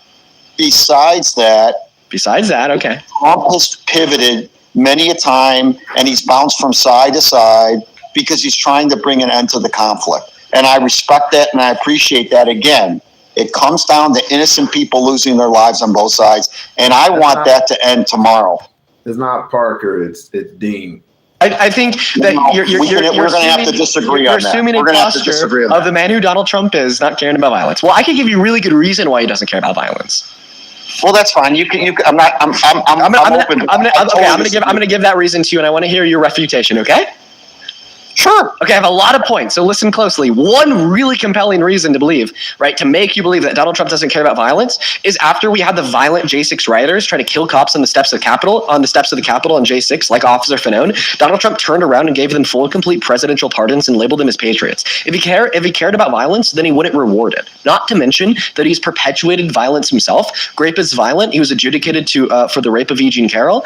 Sexual exploitation is sexual violence, which is obviously violent, and he boasted about the sexual exploitation of naked women and girls at Miss Teen USA, Miss USA. And I mean, this is like a lifelong trajectory of this man, Mr. Donald J. Trump. He doesn't really seem to care about other people too much. He only really seems to care about himself and the furtherance of his own goals and gaining power, gaining influence, gaining money, gaining friends and fame, right? And I think that he's willing to do whatever it takes in order to get into that position, even if that position includes violence. And I would love to hear your refutation of the three arguments that I just gave you to demonstrate that Donald Trump doesn't care about violence. If you would like me to repeat them, feel free to ask, and I can make them a little bit more clear and a little bit more succinct.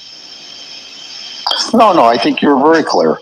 So let's talk about the justice system, the 34 counts that were weaponized against him. I mean, we both know. Well, keep in mind, I didn't bring up his 34 felonies because they were non-violent. Okay, so let's go against. Well, again, when it's talking about women, I don't want to.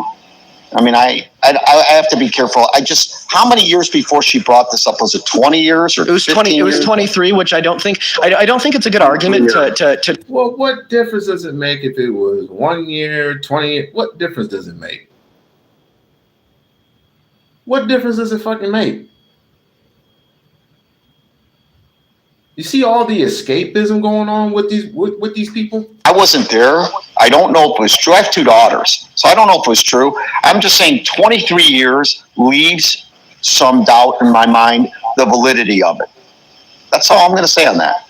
Yeah, when it comes to a person like that, but like I said, if it was Barack Obama, crucify him! Crucify that man! Immediately he would have got drug out of his home.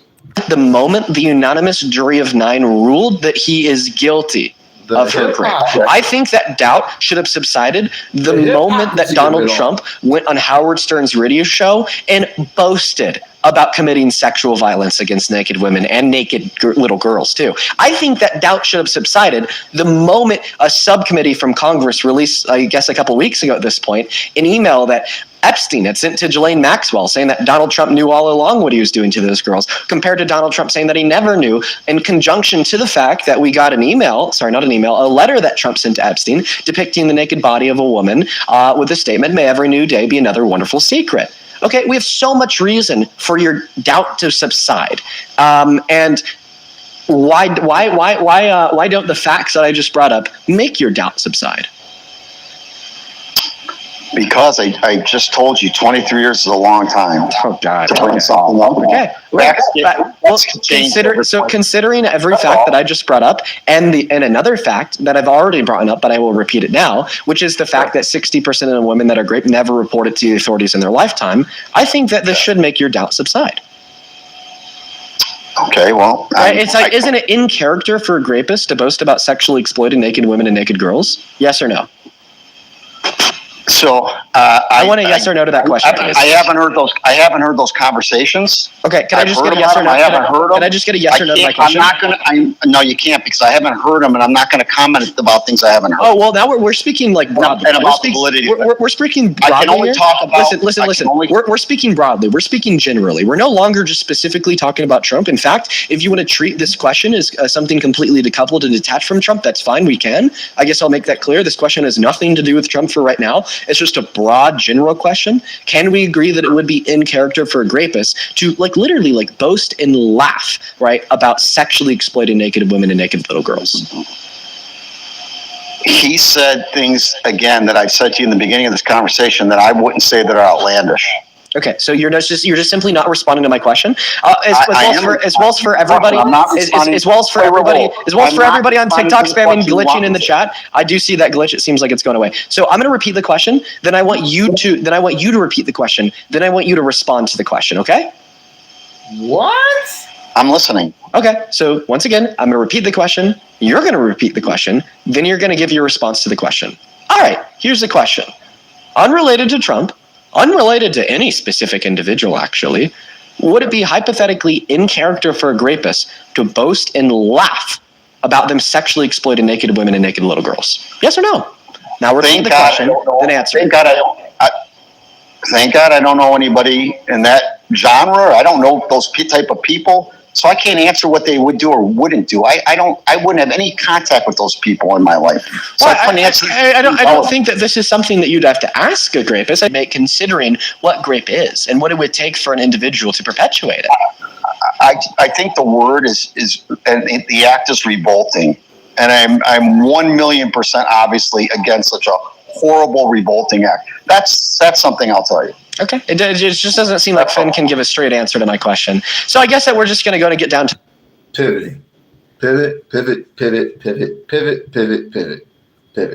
But like I said, if it was Obama, it'd be a whole different situation. Yeah, I remember. Yeah, I could consent to that.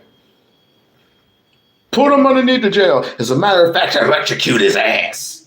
Then I can answer the question. But what you're saying, if he did it, hypothetically, and hypothetically you knew that he did it, would you stop supporting the president? I'm not going to answer a hypothetical question. Okay, why? I'm not the right guest for that. Okay, you need to I want you to give me good reason. I'm not going to answer hypothetical. Give me good reason why. Give me reason.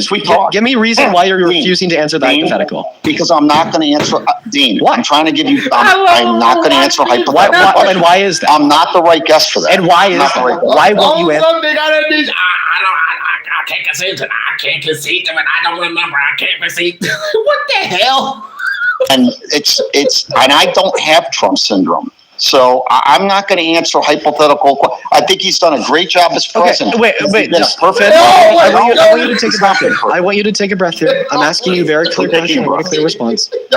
Okay, good. What is the good reason to not answer the hypothetical question? Because the good reason to answer the hypothetical question is because it makes clear to me and everybody else tuning in here that you have ideological red lines that you would hold against a president if they were to cross them. Okay, and I think that the ideological red lines are something that any fair and reasonable American would hold. Okay, like for instance, if you were to hypothetically ask me, right, let's assume that Kamala Harris won the election, would you continue to support Kamala Harris as president if it came out with certainty that she had sexually exploited little kids? Would you continue to support her as president, Dean? My answer would be no. Okay, like my answer wouldn't be I'm going to refuse to engage in this hypothetical. Listen, I'm still talking, Finn. My answer wouldn't be I don't have Kamala Harris syndrome, therefore I can't tell you what my ideological red lines are. Like, no, like we should all be able to have open and honest discussions about what our ideological red lines would be that we would hold against the sitting president that we do or do not support. In fact, in other words, holding people accountable.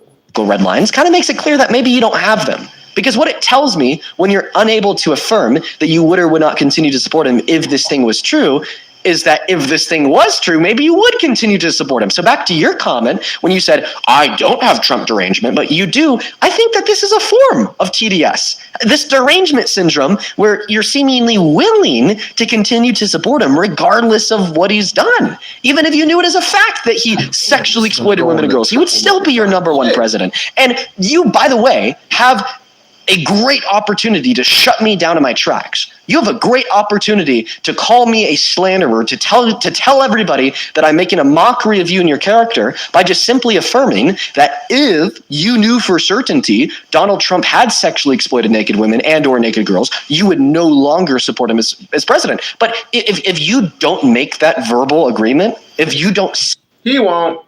Then me and every other reasonable American watching this live are just going to assume that Trump could do whatever the hell he wants, and you're still going to be his number one writer.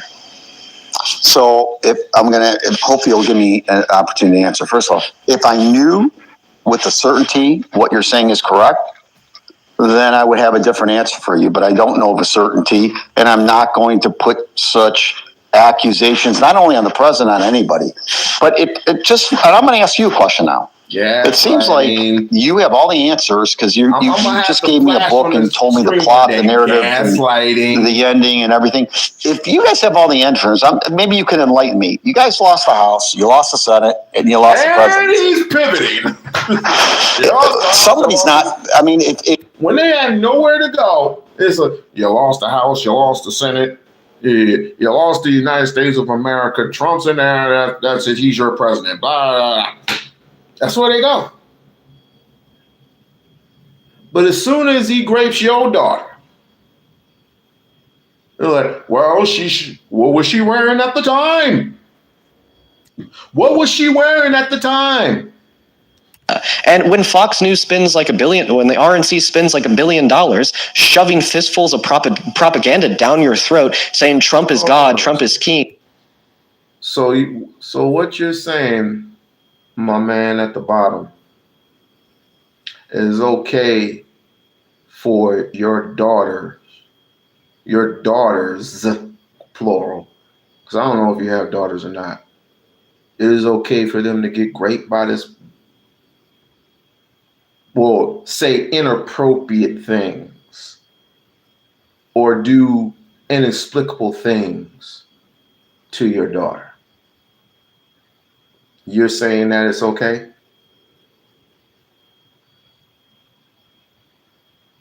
I don't like your answer. And quite frankly, no, I'm saying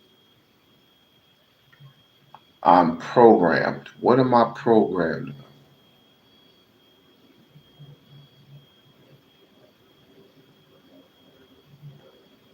This is probably one of those Trump supporters. Typical. So what you just said, you attacked and said my moral character was not what it should be, and that's really not fair for you to say that. You don't know me. I will retract that claim. I will retract that claim if you'll tell me you'd stop supporting Trump if he was a proven sexual exploiter. To assert those things about me without knowing me, we don't have to go there. Okay, then force me to retract it. Wait. Force me to retract it. I don't. Make me retract that claim by telling me that you wouldn't support him as president if he was a proven sexual exploiter. I have not attacked your character one iota the entire time we talked. And I guess I don't know you would. Listen, sir.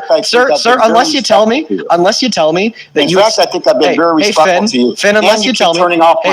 Finn, unless you tell me that you would stop supporting Trump as president if he was certainly guilty okay, of the sexual exploitation of naked little girls and or naked women. I really stop supporting him as president. Talking about this. Then it wouldn't be. Then it would. Unless you could tell me that it's not an attack on character. It's an observation of character. I am not going to make those type of assertions about anyone. I don't have any proof of that. Okay. So if you want to, you're Finn, coming out here. Your mind's breaking. You're coming out here. Let's just see if we can get you to agree. Let's just see if we could get you to agree here. Can we agree that sexual exploitation? You won't let me get a word in edgewise. Can I talk? We agree? Can I talk? Well, can we agree? Just let me get a word. No, I've let you talk the whole time. I have a very simple question. Let me say one thing and we can talk. I just let you say something. It's not going to happen. I just have a simple question. You're going to let me get one word in. Come on. No. Let me get a word in. No. Come on. Let me get a word in. No, you've totally dominated this conversation. Okay, get a word. And get a word in, Finn. You're making assertions about my character. You're saying I've greeted this. If you want to come out here, and I know you're saying, and if maybe I'm wrong, that you're saying Trump is guilty of all these things. That's on you. I'm telling you, I don't know. And if someone came and said, "Hey, this guy Dean did this and this guy Dean did that," and I didn't have any proof, I would never say it. I would say what I'm saying now. I don't know what he did. I don't have any proof to back up my. So again, if you're looking for a puppet, I'm not the right guy.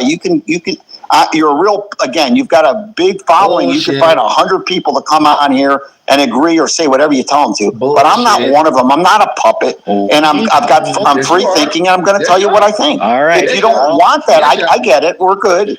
I mean, but I'm not going to just do what you tell me to do, and I'm not going to agree with things you tell me to agree on. I'm not going to do that. Did I let you get your word in? Yes, I did. Thank you, by the way. Appreciate it. You're welcome. So now that I let you get your word in, let me get my word in. As long as you don't insult me, you can say whatever you want. I don't care. Can we? I want you to be fair with me like I'm being fair with you. I'm not insulting you this entire conversation. In fact, I said you're a very smart young man, by the way. I actually complimented you. But you can go ahead. Well, thank you. Thank you, Finn. Can we agree that the definition of sexual exploitation would include somebody abusing their position of power over the position of vulnerability of one else in the furtherance of unconsensual sexual conduct? Here's what we can agree on. No one should take advantage of anyone in a sexual exploitation thing. No one. I don't care if you're president. I don't care if you're working at the hardware store. No one should do that. No one. Can we agree that the definition of sexual exploitation would include what I just described? I don't have the dictionary definition. Sidebar. Broncos won, but I covered my ticket, so I get the cash out. But I think I've answered it. Jeez. Okay, you didn't answer the question. Okay. I guess you're refusing to answer my questions. It's fine. There's still a way to work with us here. Or I'm just gonna assume that you do agree to that. If you can test my assumption, feel free to tell me. Well, I think I told you. I thought it was so now I agree. So now that we've agreed that sexual exploitation. Can I just say one thing? No. Come on. I've been letting you speak. I've been letting you get your words. Let me get my word in now. Go ahead. That's fine. Yes, really. Go ahead. Come on, your show. Finn. You told me less than 30 seconds ago that I let you get your word in, and you even thanked me for it. So let me get my word in now, Finn. Come on. Okay, but I'm going to give you another compliment. You're really good at what you do, and I'm giving you another. But go ahead, you can tear me apart. I'm fine. I can. Okay. I'm enjoying my Sunday, by the way. All right, Finn. So I've come to the conclusion that you can't answer questions. So because of that, I'm no longer going to construct my arguments to include preliminary questions to set you up. All right. And instead, I'm rather going to construct my argument by just telling you what the facts are. Okay.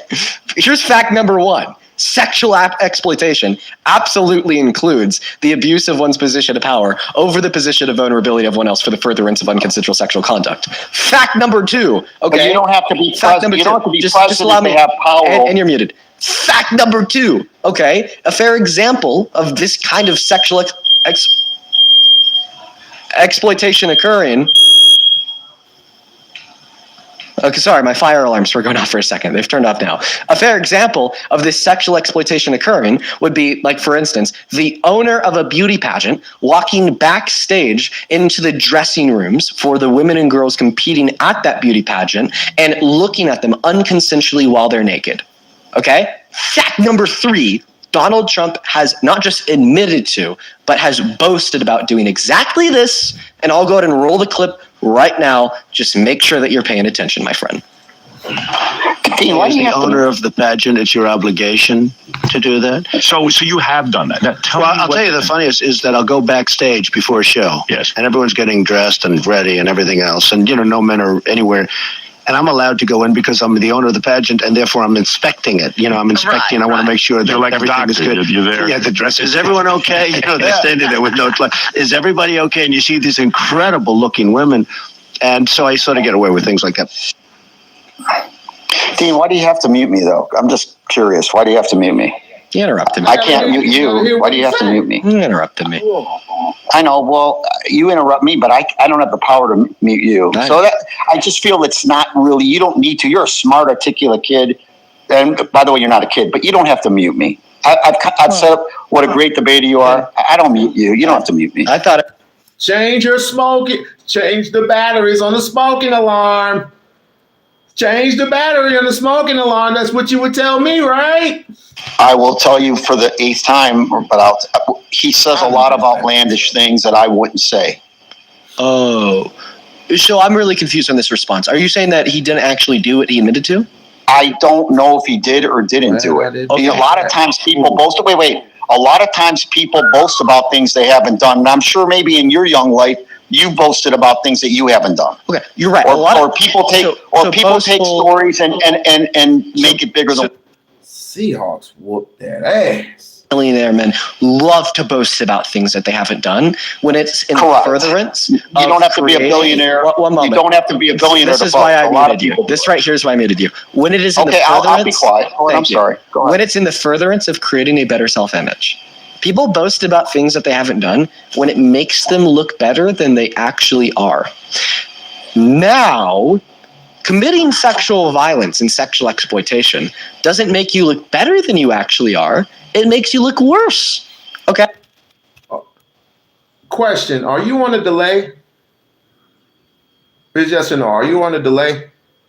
Somebody when in all reality they didn't. When in all reality, they didn't actually do it. Now, I'll actually ask you this great question here. Give me one other example of a boastful, prideful, egotistical man claiming to have perpetuated sexual violence when in all reality, they didn't do it. I should have put 20. So I don't know if it's true. I don't know if he was taking liberties with. Wait. You asked me to answer. Please let me answer. Yeah. I don't know if he could have easily knocked on the door. They could have let him in. I don't know if he was trying to boast that he had rights to go in the back dressing room while they're changing. I don't know what's true or not true. So what if his testimony there? What if his testimony there was perfectly cooperated by the victims? Anything people do on the Howard Stern show, you got to take with a grain of salt. I think we both, maybe not, but we both. A lot of liberties get taken on the Howard Stern show. I understand that Howard Stern is a shock jock, and I understand, right, that a lot of the things that are said. Ladies and gentlemen, clock this. If anything, clock it, whatever. White folks can do whatever they want in a country they've been dominating, they stolen. Anybody who has stolen resources, anybody who has done anything to anybody who was not white,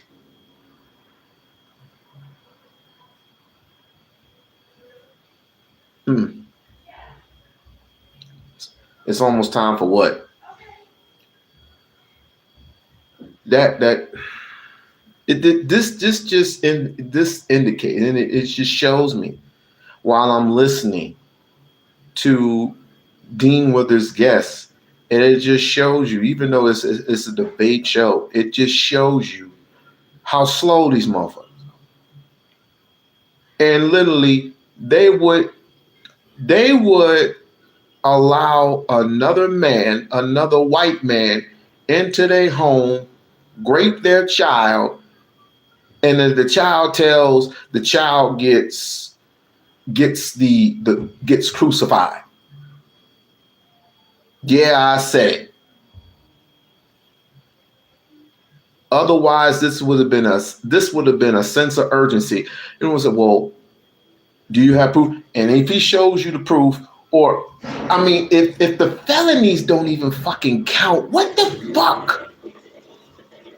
If 34, if he's convicted 34 times, shouldn't that tell you something? No, obviously it does not. It doesn't tell you a damn thing because unless he was criminally, what difference does it make if it was criminal or civil? What about the whore that he did some shit with while he was married to his immigrant wife? I'm like, it's just so many things into it. But again, white power, white privileged. That's how society is, right? Trump saying that they were naked because they didn't have any clothes on, and you had Trump saying they looked great, and you had Trump saying that he got away with this, thereby he knew it was wrong. Then you had Howard Stern saying, Donald, so you've actually done this, and you had Trump saying, yeah, I've actually done this, and then you had the women and girls that he did it to, 4 beauty pageant contestants at Miss Teen USA in 1997, Miss Arizona 2001, and many others saying, yeah, he did this to me. You'd be a fool to deny that he's done this, right?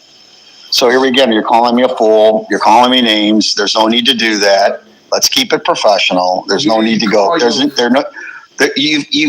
need to go there. So I'm gonna tell you again. It's a shock jock show. If Howard Stern is such a moral, capable person, which he's not. Okay, it's a shock jock show. Let him tell you right to your face that your daughter's a piece of ass. Since it's just a shock jock show, let him tell you up close and personal that your daughter's a piece of ass. If you're with your permission, sir, can I grab her ass, please? What would you say as a black father?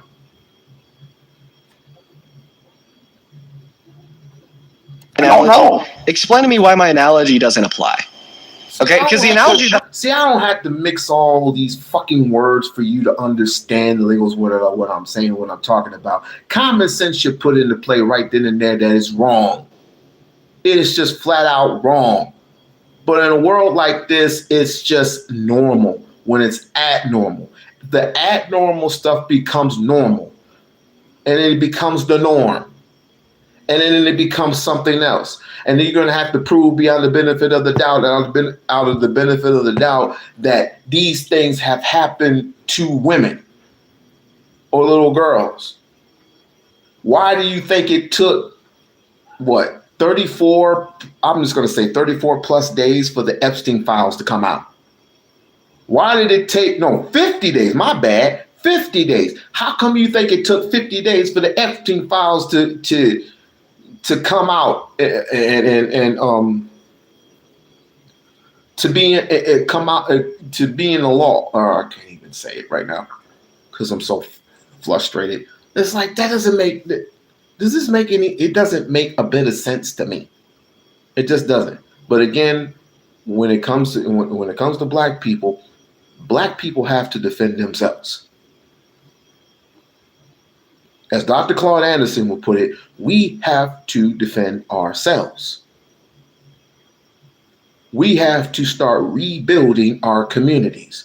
And it starts with our black women. But black men don't even, not all, black men don't even respect black women anymore. It's insane. The guests, the beauty pageant contestants, and then the beauty pageant contestants not sexualized, what the fuck am I even saying? I need to slow it down a little bit, testified to the fact that they were sexually exploited by Trump backstage, right? So, in one scenario, you get the logic. In one scenario, you're they make it clear that he did this. But then in the other scenario, as it relates to Trump, all of a sudden, you've just lost your goddamn marbles. And by the way, I don't know, you're freaking out. You're like, I'm going to leave. Dude, if you want, who cares? I don't care about you. I'm here for debates. I'm here to try to change your mind. Obviously, you're a little bit of a cult member. I'm going to continue to try nonetheless, because if this can't change your mind, hopefully it will change the mind of some of the other Trump supporters tuning into the live stream. There's still meaning in this conversation, right? But please now try to respond to that. And actually, I'm going to give you a moment to think about what you want your response to be. And I'm going to take this time to just thank a couple donors, okay? Because you obviously need. Like, share, subscribe to the channel. Like, share, subscribe to the channel. Become a member of the We-On-Loc Nation channel. Barb, you are doing an absolute great job.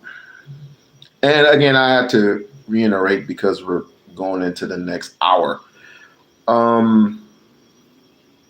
my good friend and play aunt Lisa could not be with us because she's dealing with a situation, and I'm praying that everything is okay, that everything is working out mostly in her favor by the grace of God. She's usually on the live stream, or she's usually in the chat, but me personally, I wouldn't want her to be here because I want her to focus on her health and focus what's best in the best interest of her. She doesn't. I'm gonna be fine.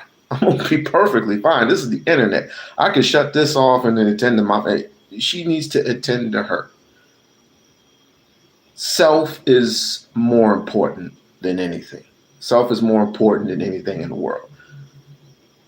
Protect your mind. Protect your health. Protect your mind. Protect your health by protecting your mind and body and spirit.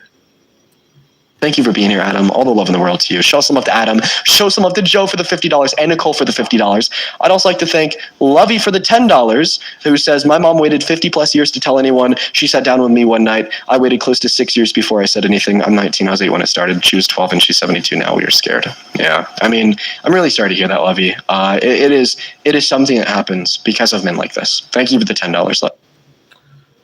Yeah. When you're in a position of power, wealth, and influence, which he is a billionaire. He is a billionaire indeed. When it comes to females, case in point. Now this similar, but it's a little different because in a case like this, in Dubai, everything looks wonderful. Everything looks great outside the surfaces.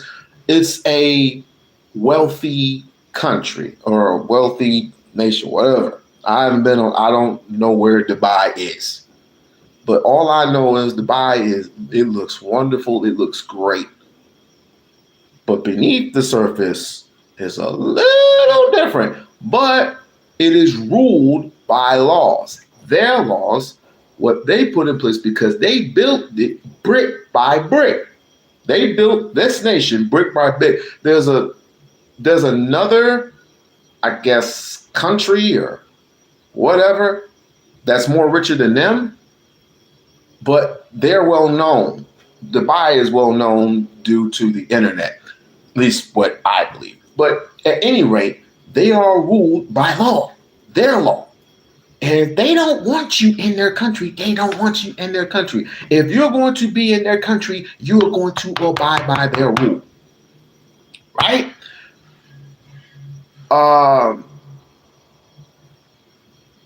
You know what? I'm not going to tell you that nasty ass story. I'm not going to tell. It's just basically they can send any girls out there who they want, and they can, as long as they pay them the right price. You know where I'm going with it. I'm sorry I even told you that. I told you that portion of that. But needless to say, prostitutes come there. Use your imagination. I'm just going to say that. It's just too graphic for me. But in other words, a place like Dubai,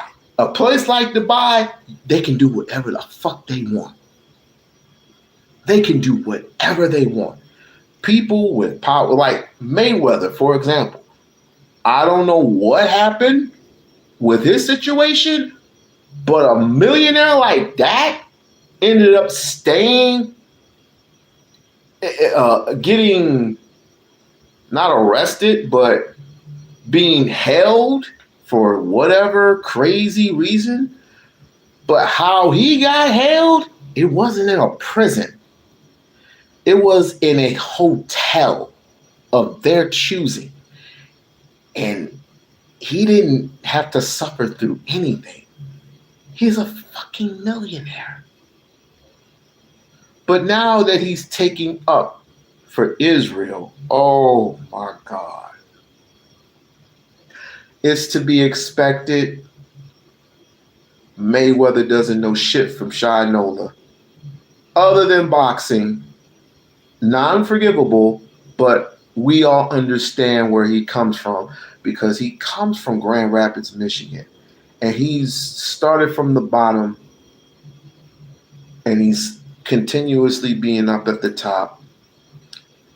God bless Mayweather, but Mayweather, dude, you are a sad disappointment, bro. This isn't boxing. This is when it comes to politics, you don't know shit, sir. You are 5'8", 165 pounds. You are the baddest boxer you are one of the most baddest boxers ever. Every time I go past the Palms, I see your TB. What was it? TM, the money team. TMT, the money team, all day, right? People buy your merch all day. The money team, all day. You don't know shit about politics, bro. I wish people would just stay in their lane. Just like Nicki Minaj. Just like Cardi B. I wish these people would just stay in their damn lanes. It's just highly pathetic. Because I'm very appreciative of them. But just real quick, tell us why. Because he needed to he needed to step in order to really straighten everything out. Okay, so Trump needed to step in to straighten things out, but he's only made them a little bit more loosey-goosey, whatever the opposite of straight is, I guess, right? I mean, I feel like our government was a little bit more straightened out when we didn't have a president saying it's illegal to criticize him in the media and infringing on 4 constitutional amendments in 10 months, blackbagging college students, illegally deporting them to Sica and El Salvador, while also deporting Venezuelan immigrants with no due process. I would roast you right now, but I don't feel like it. Salvador, where he was beaten, tortured, and starved for 3 months. Obviously, that's not our government being straightened out. If anything, that's our government being stress tested against, the tyranny of a wannabe dictator. Yeah, but what do you feel about, how do you feel about Biden allowing all those people?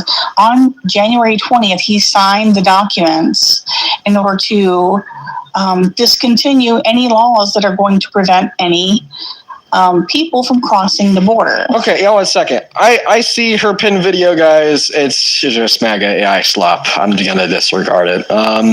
What did you say?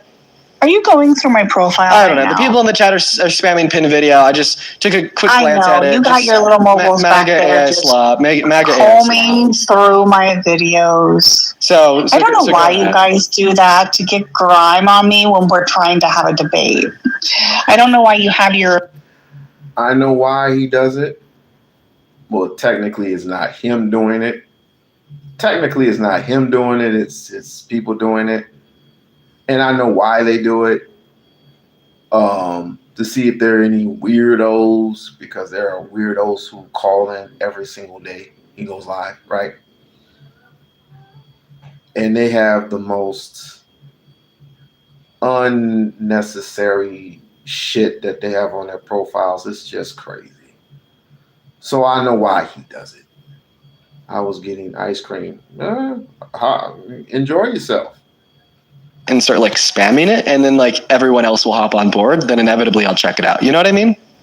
Yeah. Right? But I obviously I always ensure that I fact check anything that my chat says. If they make an allegation, I always fact check it. Now you have people that do that. You're organized. I see how you organize. It's kind of genius though. I'm genius. Thank you. I know. I'm just kidding. How you have it set up. Really, it's kind of smart. Okay. Well, my intelligence aside, I'm sorry. I'm sorry. Anyways, back to not trying to build your ego or anything here. Dude, I don't even have an ego. I just enjoy egoing the Trump supporters on live. You know what I mean? It's fun. It is. It's fun. It's really fun. But anyways, back to the debate. I don't have a large ego is what I meant to say. Now back to the debate. You told us that you support Trump as president because you think that he's straightening the government out. I gave you about 1 billion reasons to demonstrate that that's the opposite of what he's doing. And then you said, but Biden, and you started to yap. Did you want to finish that pivot?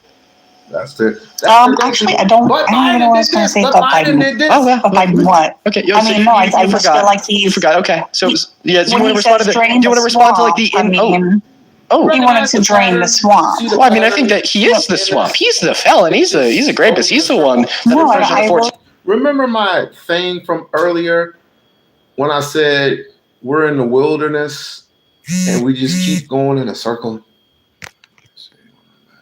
I'm good.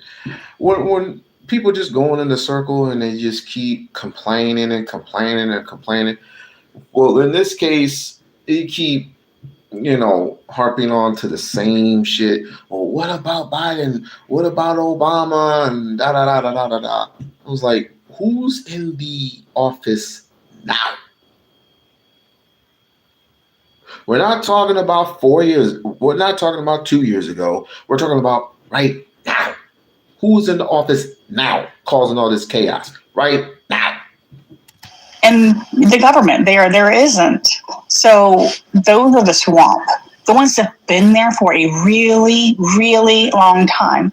Terms don't need to be forever. Then why has he proposed a limit on congressional terms in Congress? I'm sorry, repeat that? Then why hasn't he proposed any policy to limit congressional terms for representatives in Congress? Yeah, no, he has. When? He's trying to put those in place. How? Can you give me any evidence? So there are videos of him saying it, but there is also articles. There's videos that you can read up on it. Will you hear one of the videos? Can you hear one of the videos? Yeah. You want me to find that? It would actually take me a minute to find it. Okay, that's fine. We have time. And I would be happy to do. Yeah, I'm live for 4 hours. You can take a minute. You're live for 4 hours? Yeah, so you can just take a minute right now. Don't leave the live or anything, but go find your evidence. It's okay. Okay. How do I go find? Okay, you don't know. This is a stream, and she absolutely loves you. Happy birthday, Deanna or Diana. It's one of the two pronunciations. What the fuck? Wait, I'm sorry. You think that's a troll? What about that's a troll? What about it is a troll to say that you hail the person that committed one of the worst atrocities in human history? What about that's a troll? Because people are trying to call him Hitler. So he responded to that by saying, "Hail Hitler." Him as Hitler. So he responded to that by saying, "I love Hitler." Is that what you think? Can you play the audio? Because I have a funny feeling you have audio. No, once again, it's just another hypothetical. He's never said that. Oh, okay. We're just trying to see what your red lines would be. Seemingly this isn't one of them. I don't see. Wait, so I just want to. You remember? Why is Jason Statham in my mind?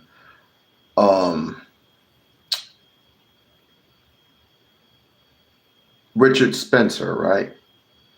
How many of y'all remember Richard Spencer? Richard Spencer promoted at one point Trump. Promoted him. When he was at a rally, when you seen this gesture, what is that? What does that tell you? I think that you lack those same faculties, not because you're a child, but because you just told us that you'd continue to support Trump. Oh, and by the way, look up Fred Trump. Google Fred Trump and Google Fred Trump and KKK and see what you come up with. Because you're a Democrat and I'm a Republican. Oh, well, I would argue. I would argue that you shouldn't even have that right violated, as you shouldn't have that right in the first place. So there would be no right to violate. You just shouldn't have it. And why is that? Because I think that you lack the particular threshold of rational faculties to make informed and educated decisions surrounding politics. Yeah, I mean, you just told us that you'd continue to defend a Trump presidency if he was "Hail Hitler." But he hasn't done that. I know, but you thought that he did, and that's what I'm talking about. No, I did not say I will still support him if he did that. I never said that. You said, I asked you, and you just said, well, I mean, he's just trolling. He's just trolling you guys. He's making fun of you all because you're going to take it. You don't say shit like that. What part of Heil Hitler is funny? What part of that is funny, especially to a black audience? What part is it? What part of that is funny? Can anybody tell me what? Ha ha ha ha ha ha ha. Tell me what part of that is funny. Donald Trump called for the execution of Democrats. Was he being legit or was he trolling? When he called for the Democrats, what? When he called for Democrats to be executed? You don't know this? This happened last week. Really? Yeah. No, I didn't know about that. Oh, yeah, he went on. You know wow. Okay, so he went on. Yeah, he went on Truth Social. He quote tweeted a post from the Washington Examiner titled "Democratic lawmakers in Congress urge members of our military to not abide by any unlawful orders directed to them by the president." Just Democrats telling them to honor their oath. And then he responded to that by calling an act of sedition that was also traitorous. He said it was punishable by death. And then he reposted a response from one of his followers to that tweet saying, "Hang them, George Washington would."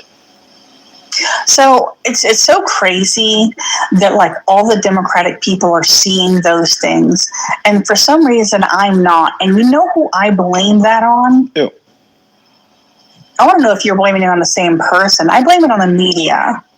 Oh, like you blame it on like the like right media for not informing you? No, right and left.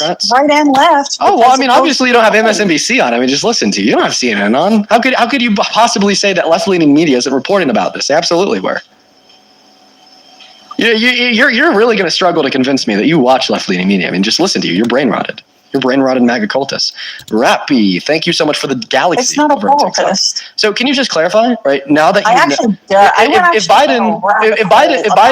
Biden like called for the execution of Republicans, would any reasonable American stop supporting him as president? The answer to the question is yes. Let's see how long it takes me to get you there. Yes.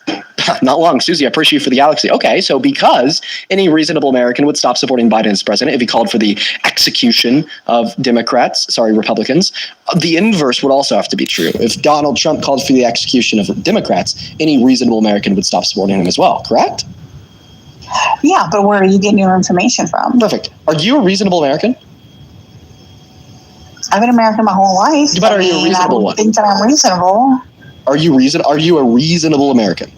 Would you I'm very open-minded, reasonable. Is that what you're talking about? Yeah, okay. So you just said that any reasonable American would stop supporting Trump as president if he called for the execution of Democrats. You just labeled yourself as a reasonable American. Therefore, right, wouldn't it follow that if I could prove to you with certainty that Donald Trump did this, you would no longer be a Trump supporter?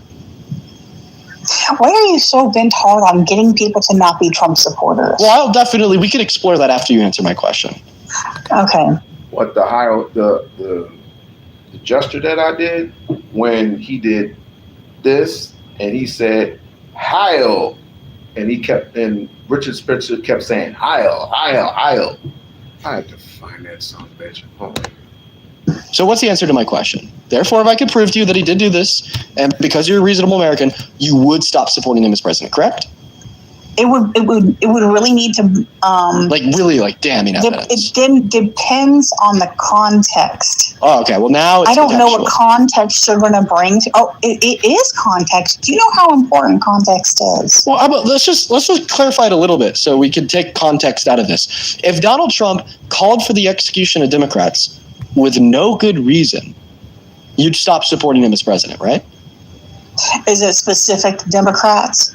Because I cannot see that he would want to execute all Democrats. Well, I mean, I think the answer to that's a little bit vague. The way that I interpreted Trump was like any Democrat that thinks the members of the military should honor their oath. But I mean, I feel like a Trump supporter could make the argument that it was exclusive to 12 Democrats in Congress. I didn't really think that changes much. I mean, if it was just one, I think that there would still be. Barb and everybody else that's in that paper you put. Oh, gaslighting. I put gaslighting. I written gaslighting on there because every time he had tried to explain something or asked her a question, she would automatically go all the way to the right or all the way to the left, which means she's gaslighting. But I found that video and I want y'all to play close damn attention. Okay? I want y'all to pay close attention.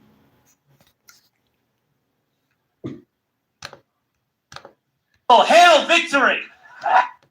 Hail Trump! Hail our people! Hail victory!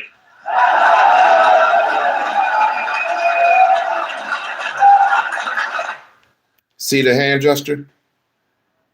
You see the hand gesture? Look at these people. Look at these people. When they have their hands raised like that,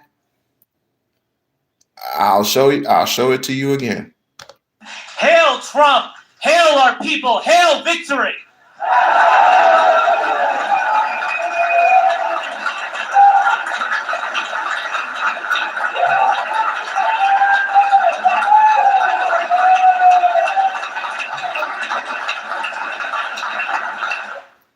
No one will honor us for losing gracefully. No one mourns the great crimes committed against us. For us, it is conquer or die.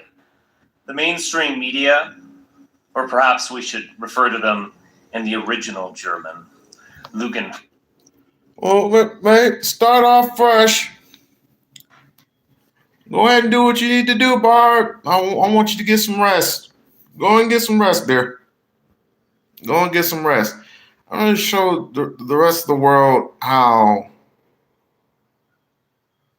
great America has been since then.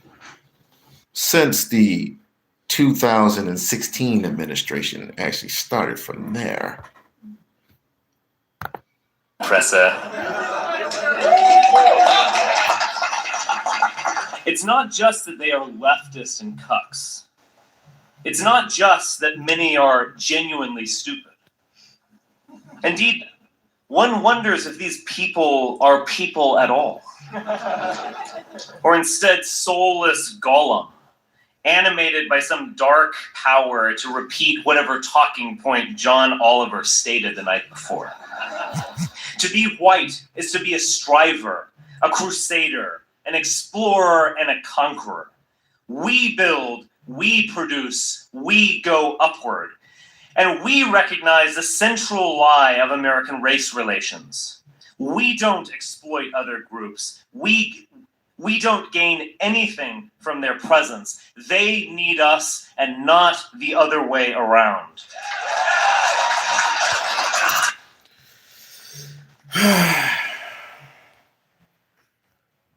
Don't you just love what you call them? Aryan brotherhoods? See you tomorrow. Don't you just love Aryan brotherhoods? Don't you just love the fresh smell of white supremacy all over?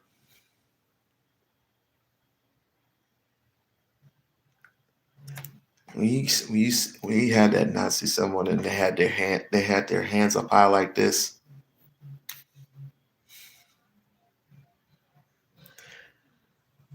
And mind you, he supported Trump in 2016. But then he wanted to be a Democrat. Because obviously Trump at that time wasn't taking them to the next level. Richard Spencer, this guy right here. Within the very blood in our veins as children of the sun lies the potential for greatness. That is the great struggle we are called to. I forgot. You just came in here. Hail our people, hail victory! Hail Trump, hail our people, hail victory! Hail Trump, hail our people, hail victory!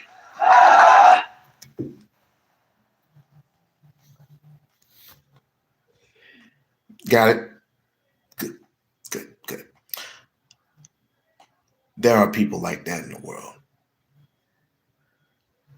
who will do any and everything for you as a white person who doesn't see black, doesn't see brown, doesn't see any color. or doesn't see any nationality but their own.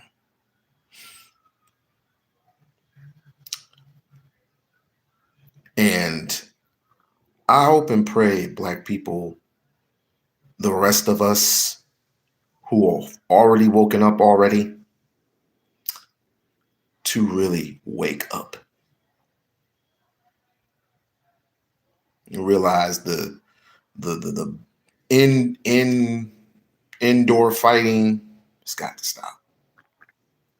Because white people have no problems stopping what they're doing, looking at you, and going to war over pride, wealth, money, influence.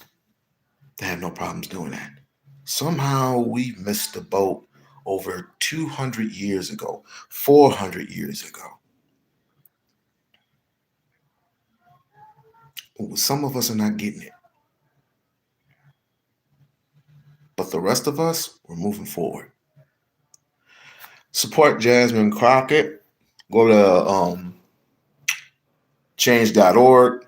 Go to change.org/swear in Jasmine Crockett for U.S. Senate. Put in your signature. It is free, absolutely free. Support the We-On-Loc Nation channel. Hit the like button and have the good rest of your day.